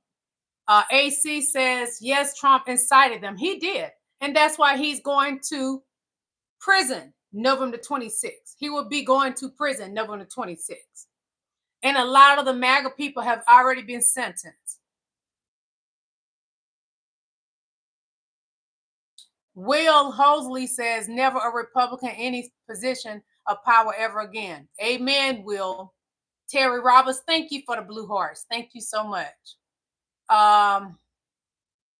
AC said, this is terrible. I blame Trump and his enablers. Yes, him and his enablers. That's why I was going over the document with you all about the indictment from Jack Smith, because he tells you what's going on. And then to show you the videos, even help your mind picture it even more, that you got to be careful this November 25th. So we're going to get back to the video, okay? November 5th, you got to be even more careful. Individual who was tormenting and teasing us, saying we're getting in that building. And I remember thinking, no, you're not. There's no way that you'll be able to be that brazen and that aggressive to actually make it past us. But he was right, unfortunately.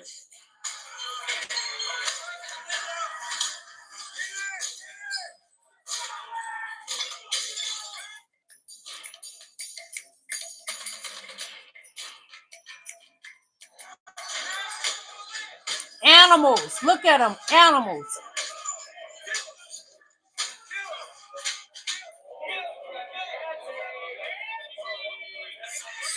You hear them calling Nancy's name?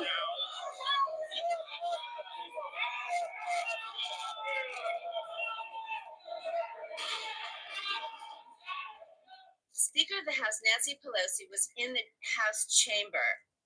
So she's in one chamber, and on the other hand, Vice President Mike Pence was presiding over the Senate vote. Those two politicians were the most vulnerable that day. They were both singled out as targets of the mob.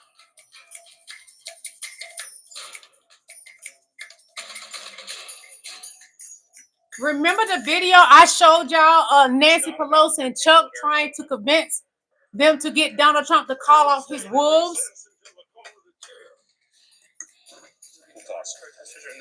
Thank you.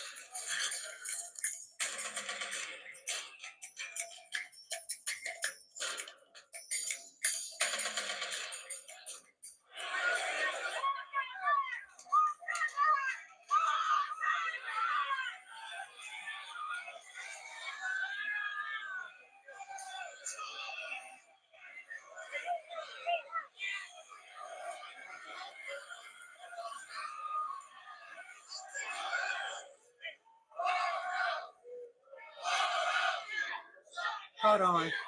Hold on. I hit a link. Sorry. Hold on. They work for us. They don't get to steal it from us. They don't get to Nuts. Look at him. He crazy. He is a nut.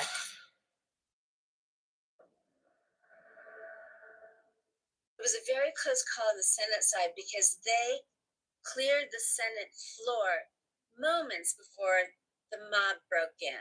It could have been much, much worse on the Senate side. They took over the floor, and the so-called shaman even sat in Mike Pence's chair. So they violated the Senate in a way they didn't violate the House.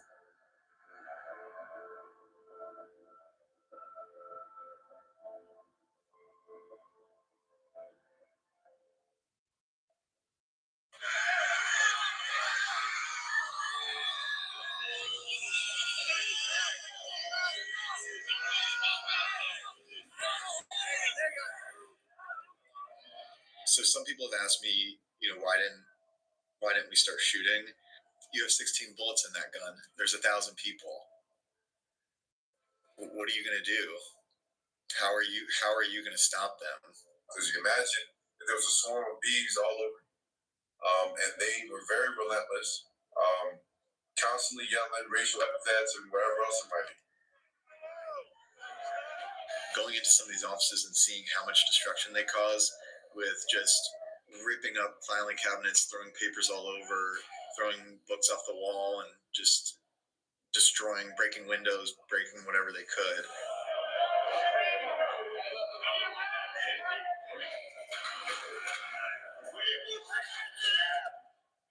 The majority of the crowd was drunk. That's something that a lot of news stations did not speak on. They were day drinking, and a lot of them were drunk. You smell the alcohol on their breath. We want justice. We want equal fair vote. We want a fair vote. We want a fair vote.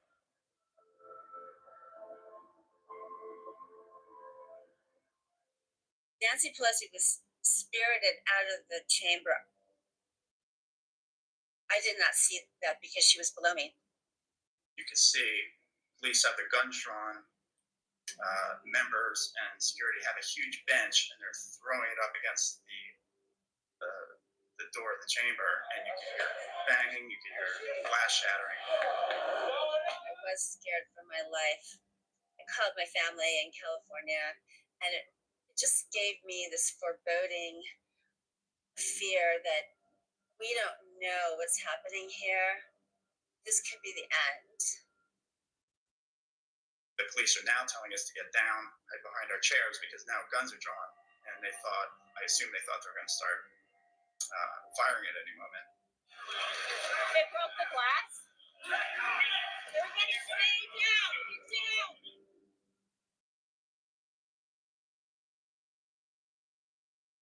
We heard this crash into the speaker's lobby, which is right off the floor. And then we heard gunshots.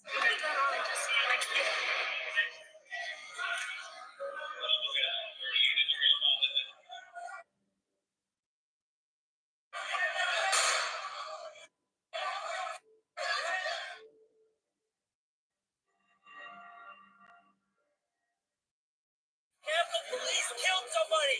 They shot through a closed door. They killed a woman.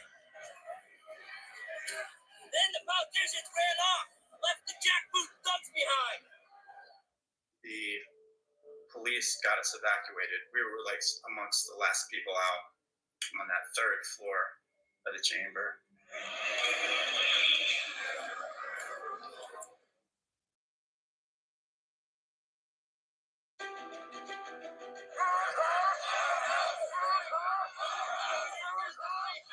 Today, we come up here to the Capitol steps.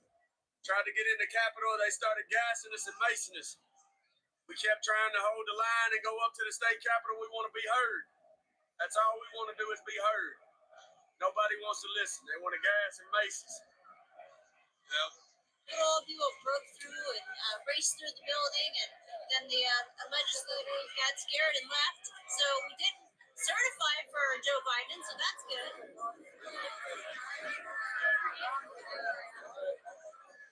I went basically from that office in the Senate area of the Capitol over to the chute.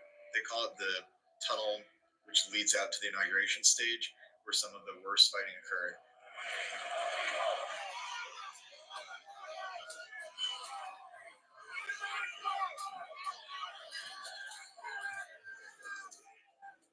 Some officers were injured, were just attacked so brutally that it's really unimaginable. You know, ripping gas masks off officers' faces and spraying their face with things like WD-40 motor oil, pepper spray, and then pushing the gas mask back on their face and covering the filter, so that's basically suffocating them. They had to breathe in what they were sprayed with.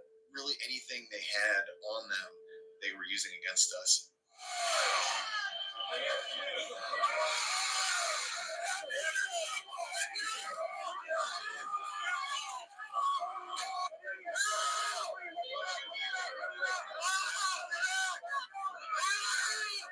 They sprayed bear spray on the police. They were absolutely merciless. They were there for blood, and you could hear it in their voices. This was a murderous mob.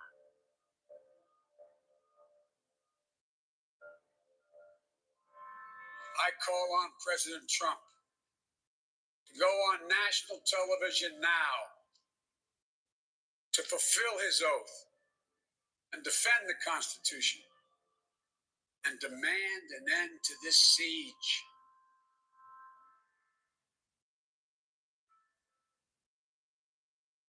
We had an election that was stolen from us. It was a landslide election, and everyone knows it, especially the other side.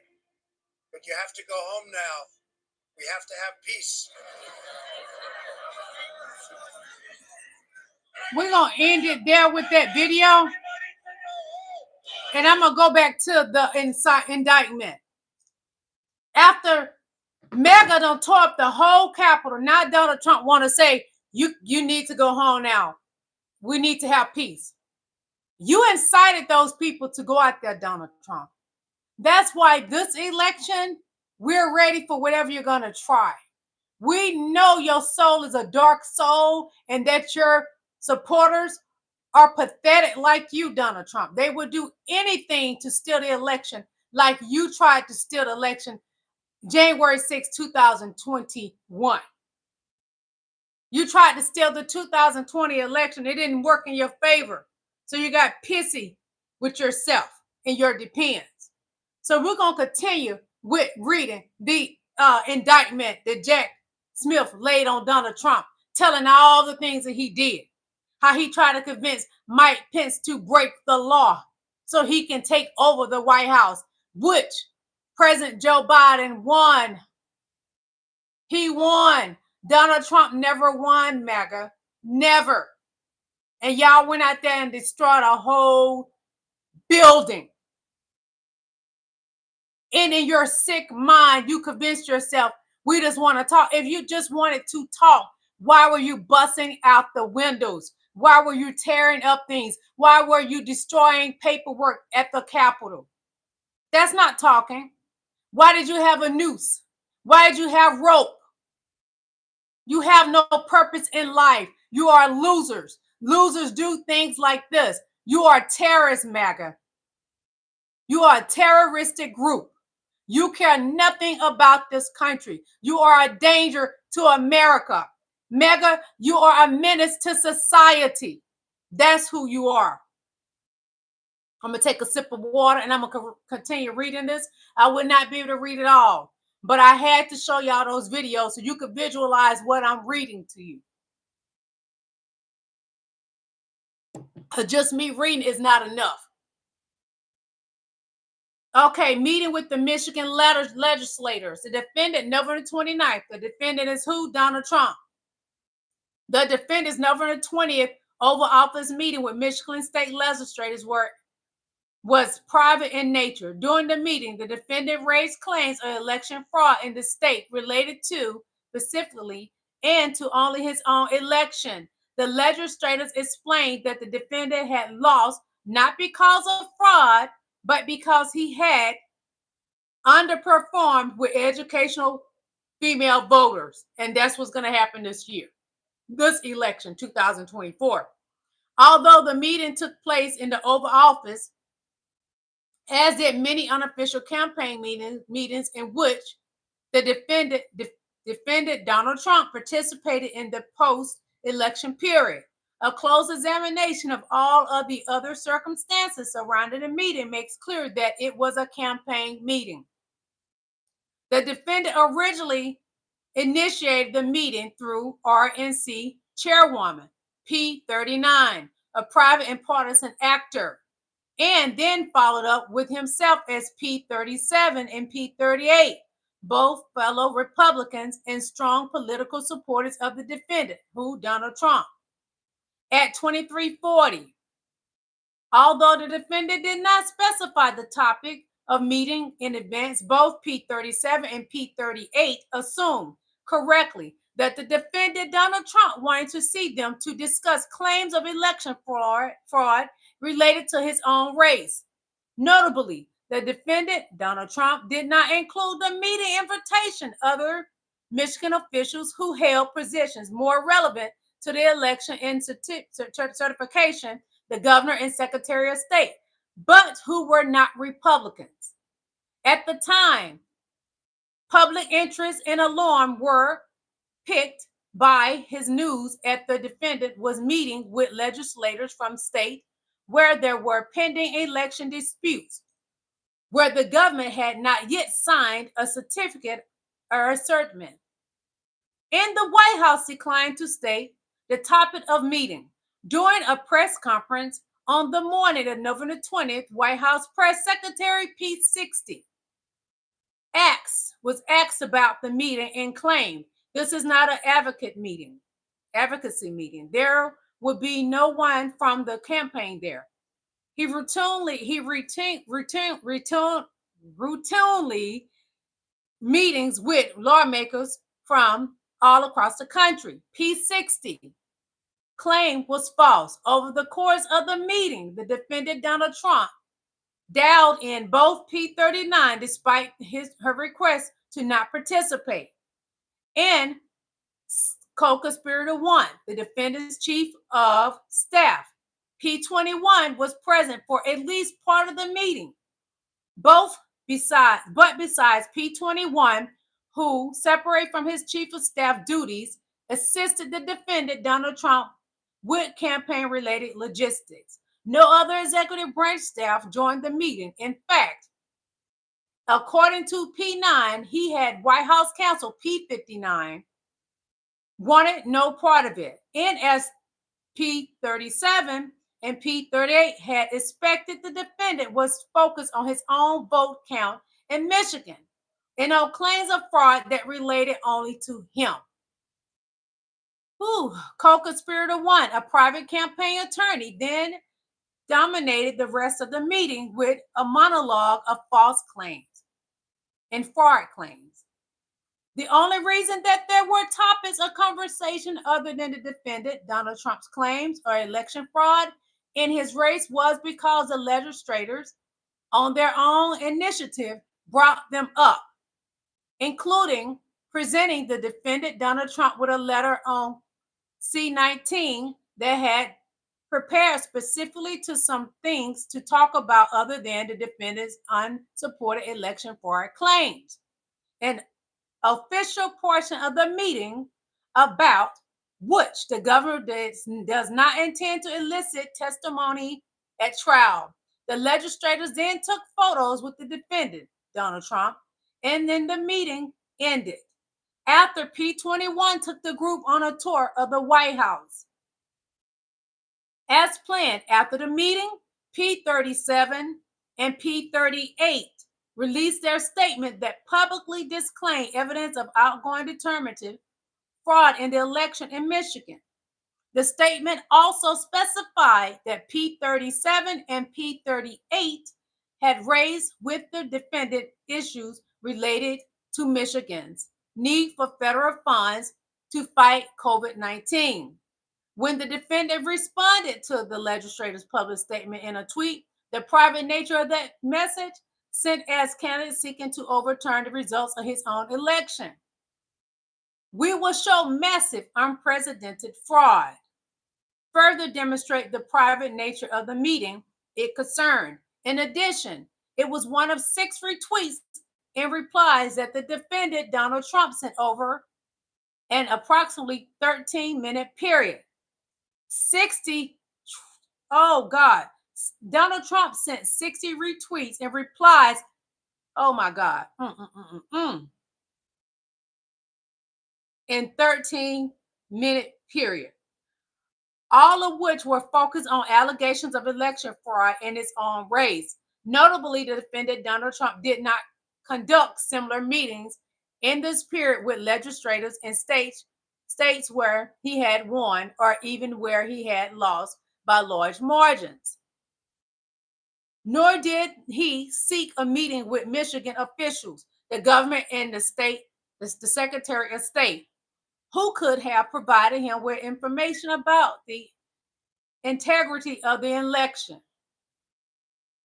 As further context, establishing the private nature of this meeting, it was the opening volley of the larger pressure campaign on the same Michigan legislators by the defendant.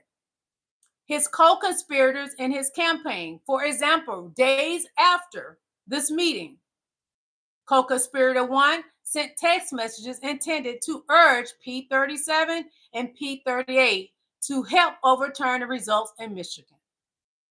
In the same time period, the campaign publicized contact information for P37 and P38, although the number it published for P38 was wrong, and encouraged the defendant supporters to flood their phone lines with complaints. That's what Donald Trump did. Call with P18. The defendant called to P18 on November 22nd, 2020.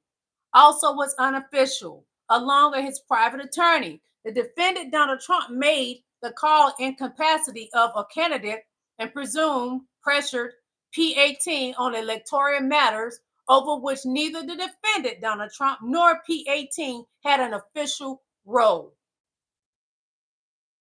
The contents of the call makes it unofficial nature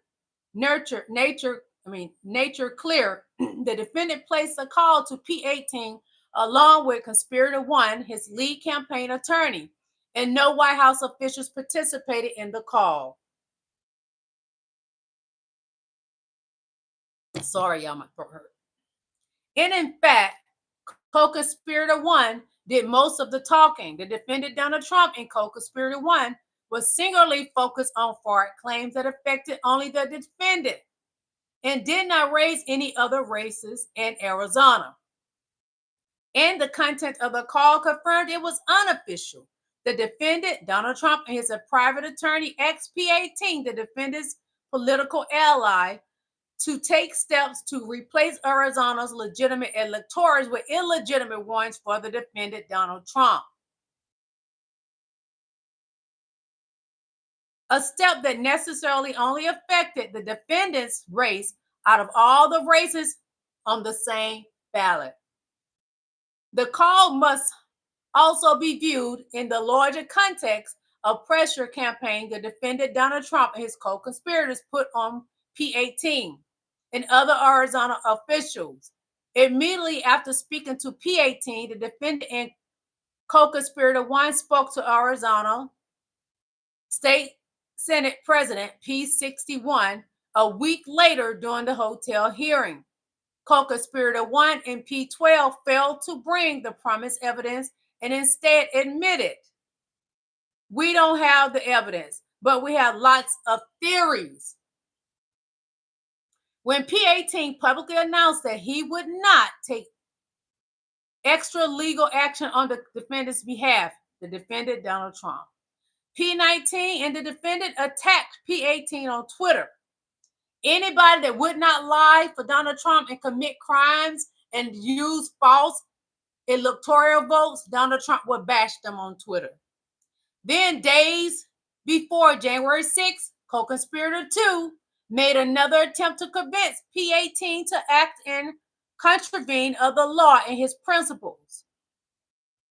And just as was done with the Michigan legislators, the defendant Donald Trump campaign, and P1 publicized contact information for P18 and P61 in an attempt to pressure them to undertake the same actions the defendant Donald Trump and co-conspirators had asked them privately to perform. P18, like others who publicly opposed the defendant's efforts, was harassed and threatened. Donald Trump and his co-conspirators harassed and threatened people that would not lie and help him steal the election. Call to P26. The defendant called on November 8th to P26. The Georgia Attorney General also was private. He undertook it to speak with P26 about Texas versus Pennsylvania, a law filed by the Texas Attorney General against Pennsylvania, Georgia, Michigan, and Wisconsin, seeking to prevent those states from certifying their election results in favor of President Joe Biden, based on a claim that the manner in which those states had administrated their elections had violated the Constitution. That was something that Donald Trump made up, him and his attorney. The defendant, Donald Trump, interest in Texas versus Pennsylvania was personal and private. The lawsuit dealt only with election for offices of president and vice president, not the merit of other race on the same ballots. Indeed, the day after his call with P26, the defendant, Donald Trump, in his personal capacity, with assistance of co-conspirator 2, as his private attorney, intervened in the suit and is doing so affirmatively, communicated to the Supreme Court and the public that he was acting and speaking in that matter in his personal capacity as a candidate for re-election. The defendant initiated the call with P26 after politically intermediary laid the groundwork for it and immediately raised the lawsuit, which was principal topic of conversation on the call. based on P26 estimated in the presidential daily diary. The call lasted about 10 minutes, and the defendant, Donald Trump, placed it at night from his private residence in the White House. And in fact, shortly before speaking with P26, the defendant, Donald Trump, has spoken with P62, the Texas Attorney General who filed the lawsuit. And immediately after speaking with P26, the defendant called P63. The Missouri Attorney General, who authorized and brief supporting the lawsuit, that 26 other state attorneys general joined. The speed of the filing of the defendant's intervention brief the following day echoed what he told P26. He was running out of time. That's what Donald Trump said. Presumably because landmark dates in the electoral process, which was coming January 6th, like December 14th and January 6th, were fast approaching. Lastly, the defendant and P26 also spoke about the importance of their fellow Republican Party members, Senators P27 and P28, winning their pending elections, further making clear this call was unofficial. Y'all, I'm gonna stop there. My throat hurts so bad. I'm stopping, and I will start back on page 109 tomorrow. This is the document for the indictment Jack Smith has, and it was approved to be released by the courts. So I will start back tomorrow with that. Y'all, I don't know what else to tell y'all to convince y'all that your candidate is not a man of honor. Joe Biden is a man of honor. He won the election in 2020, and Donald Trump tried to steal the election. So when he's out there saying people doing something, he's the one that's doing it. He deflects it. He said that Joe Biden tried to steal the election. As proven in these documents, Donald Trump was trying to steal the election because he lost in 2020. He could not accept he's a loser. He's been a loser a long time. He was a loser when he had to file bankruptcy 6 times. He's a loser that he has 34 felonies. He is a loser to be a SA abuser. He is a loser to be known to hang with the likes of Epstein. He is a loser because he cheated on all of his wives. The last person his wife he cheated on with was Melania, with a porn star. He is a loser because he hates Black and brown people. He is a loser because he lost in 2020, and he insists on pressuring people that are senators to falsify documents to certify him as the president, when we all know and they knew, his vice president Mike Pence knew he lost the election. He held it against Mike Pence's head and heart that he lost. He sent his vultures after Mike Pence to tie him up, to noose him, to tie up Nancy Pelosi and anybody else that they could harm. But they did not succeed. They hurt a lot of officers, and people later did pass away. They are unalive because of MAGA. Donald Trump has so much control of MAGA, they don't even have their own brain. He screws their brain every day, and they love the way it feels. They are a group of sick people. I showed you videos tonight what MAGA did to the state capitol. You have seen for yourself back in 2021 what they did. So we know what they're going to try to do 2024 to try to steal the election. Your vote counts, my vote counts. I refuse to let them stop my vote. I refuse and stand in with you that to not allow them to stop your vote. These people are sick people. They need to be all locked up. They are terrorists to the United States of America. And y'all want to talk about migrants and immigrants coming to this country. They are not at the Capitol, destroying the Capitol. The migrants were not there. Who were there? Caucasian people and other sick individuals, and even some of a very few of my people, because those are the ones that don't even know they're black. Their minds are bad. Y'all went to the state capitol.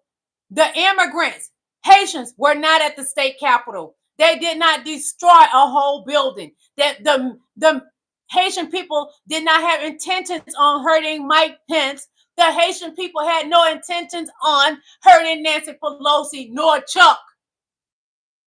The Haitians were not in that building. Who did we see? MAGA people that are white people destroying the state capitol. They are terrorists living in America.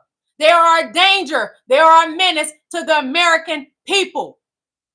So make sure your vote count November 5th, because MAGA will try to stop your vote.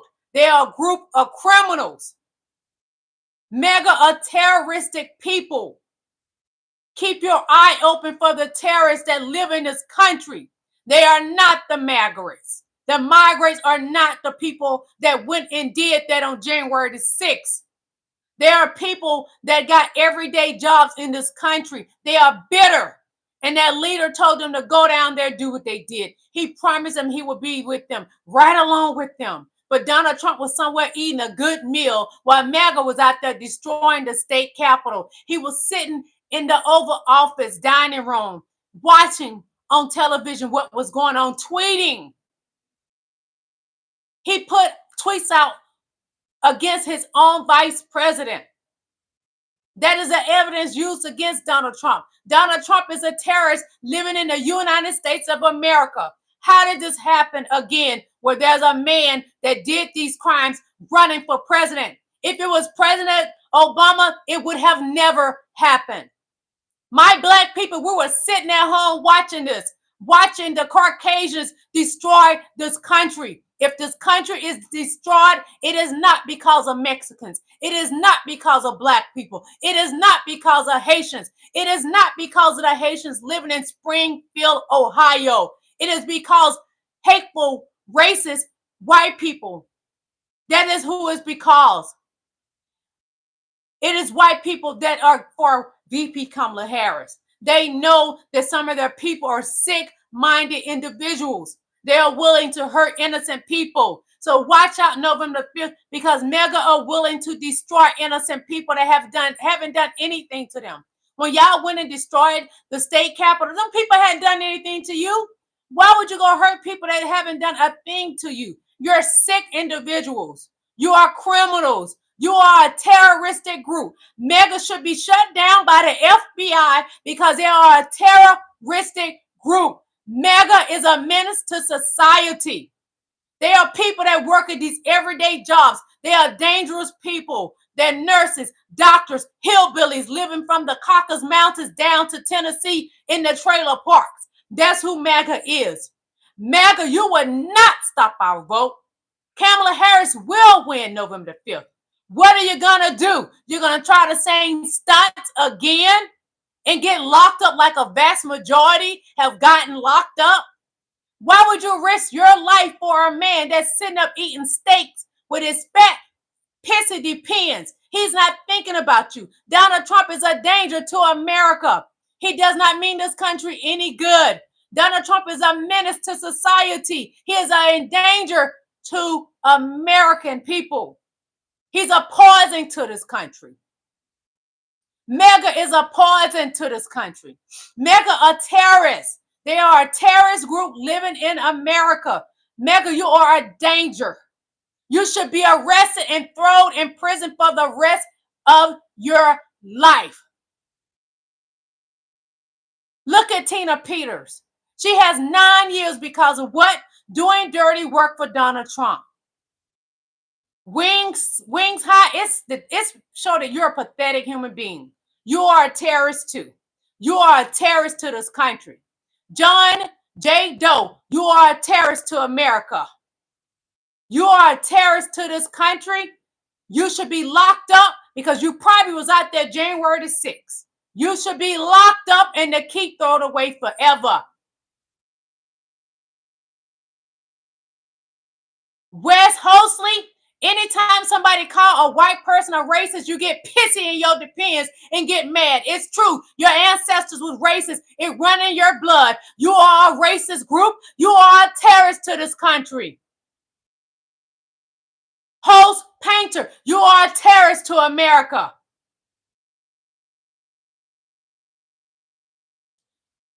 And if you are a Mexican supporting Donald Trump, you are a foolish man.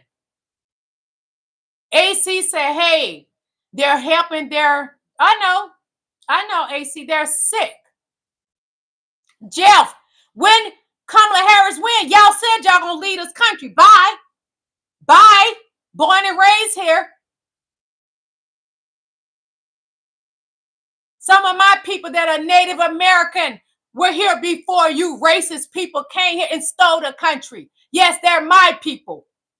The natives are my people. They were here before you got here, you racist group that enslaved a whole race. You're sick. You are a terrorist to this country like your ancestors.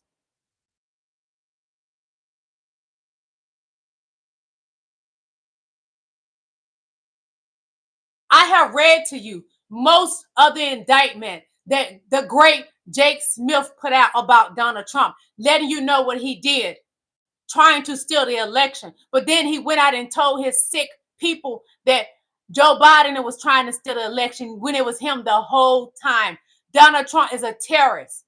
If you don't believe me, MAGA maggots, get the indictment filing of your savior and read it yourself. But you don't care because you too are racist like Donald Trump.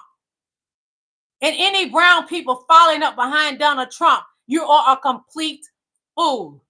When Donald Trump, which he will not, but if he happened to get in the office, you are brown like me. You are black like me. You are a fool to follow behind a man of non-educational and no kind of sense.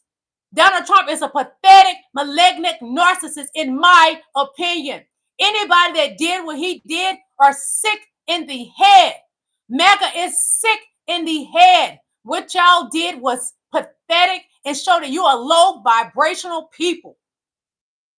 The rest of us that sat at home and watched it, we are high vibrational because we would not get out there and do the sick individual stuff you have done. You need to be locked up and thrown in there with the key thrown away. You was not raised right. You was taught hate. And that's why you're the way that you are. Let me tell you something, Americans. Be careful when you go into your doctor's office, because this lady talked about when she went to her doctor's office and her doctor wanted to talk about politics. And when she mentioned that she was for VP Kamala Harris, her doctor was disappointed in her. You can't trust a doctor like that. I wouldn't trust a doctor, or attorney, or a judge that's for Donald Trump. They too are racist. You can't trust them.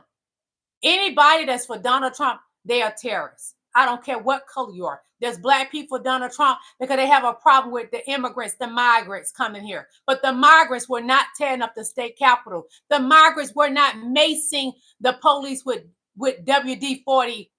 They were not. There were the MAGA terrorist maggots that were attacking our police. And y'all claim y'all love the people in blue. You cannot possibly care about the people in blue because you attack the people in blue, the police officers. You are a terrorist group. And the FBI need to get you right now and lock every last one of y'all up. Every last one of y'all need to be put in prison for the rest of your life. You are endangering Americans. That's what you're doing, MAGA. And y'all speak of so much hate that you're pathetic and sickening.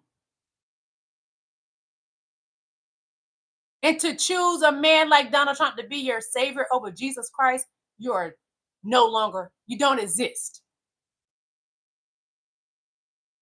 Y'all need help. And it's too late because you're a reprobated mind. God cannot save you. God doesn't even hear the prayers of a reprobated mind. MAGA is a sick group. They are terrorists to the American people that should be locked up by the FBI and the key thrown away forever. That's who MAGA is. They do not know our Lord and Savior Jesus Christ. They perpetuate things that are not true because their leader put it in their head.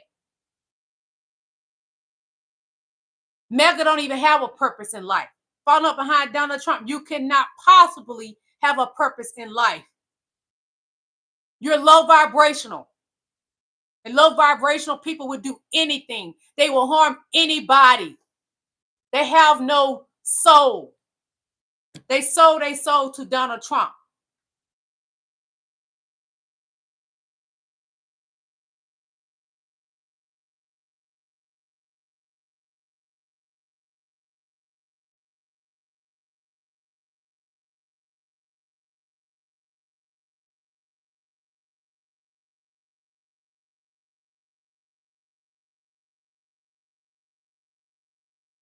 When VP Kamala Harris wins November 5th, I pray that the original Republican Party is back.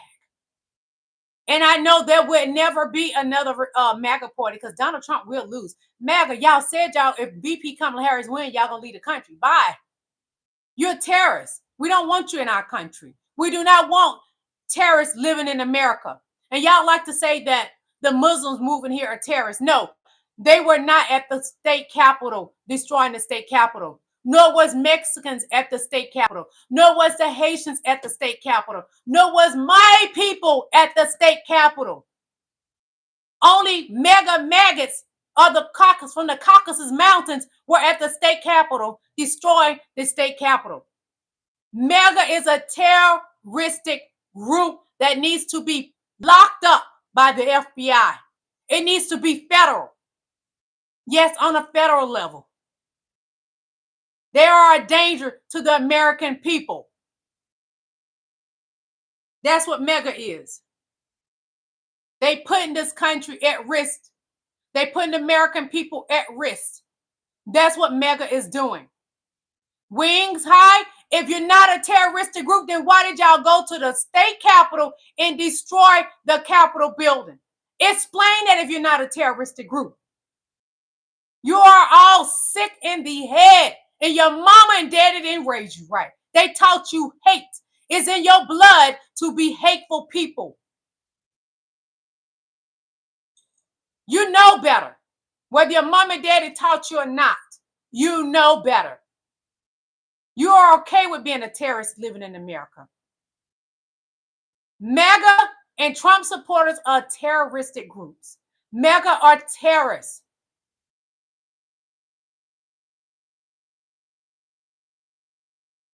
You need to be locked up, and everybody named in this group that's sending mean messages, I always forward them to the FBI. I do. Yes, I do. And I'm going to give them, because you know what? They can get your IP address. Everybody in here that's for Trump or MAGA, you are a terrorist, and I will be giving your IP address to the FBI. Y'all don't do anything but bully people. Y'all went to the state capitol and bullied them, but you could not get Mike Pence, the honorable man Mike Pence. You couldn't get him. You could not get Nancy Pelosi, the great Nancy Pelosi. So you tore up a whole building because you're sick individuals. You did terroristic act. Terrorist act. You need to be locked up forever. And on that note, goodbye. I salute Americans that's voting for VP Kamala Harris. All you beautiful kings and queens, God bless you, and never bow down to MAGA. Never result to low vibrational people that are MAGA and Trump supporters. God bless and good night.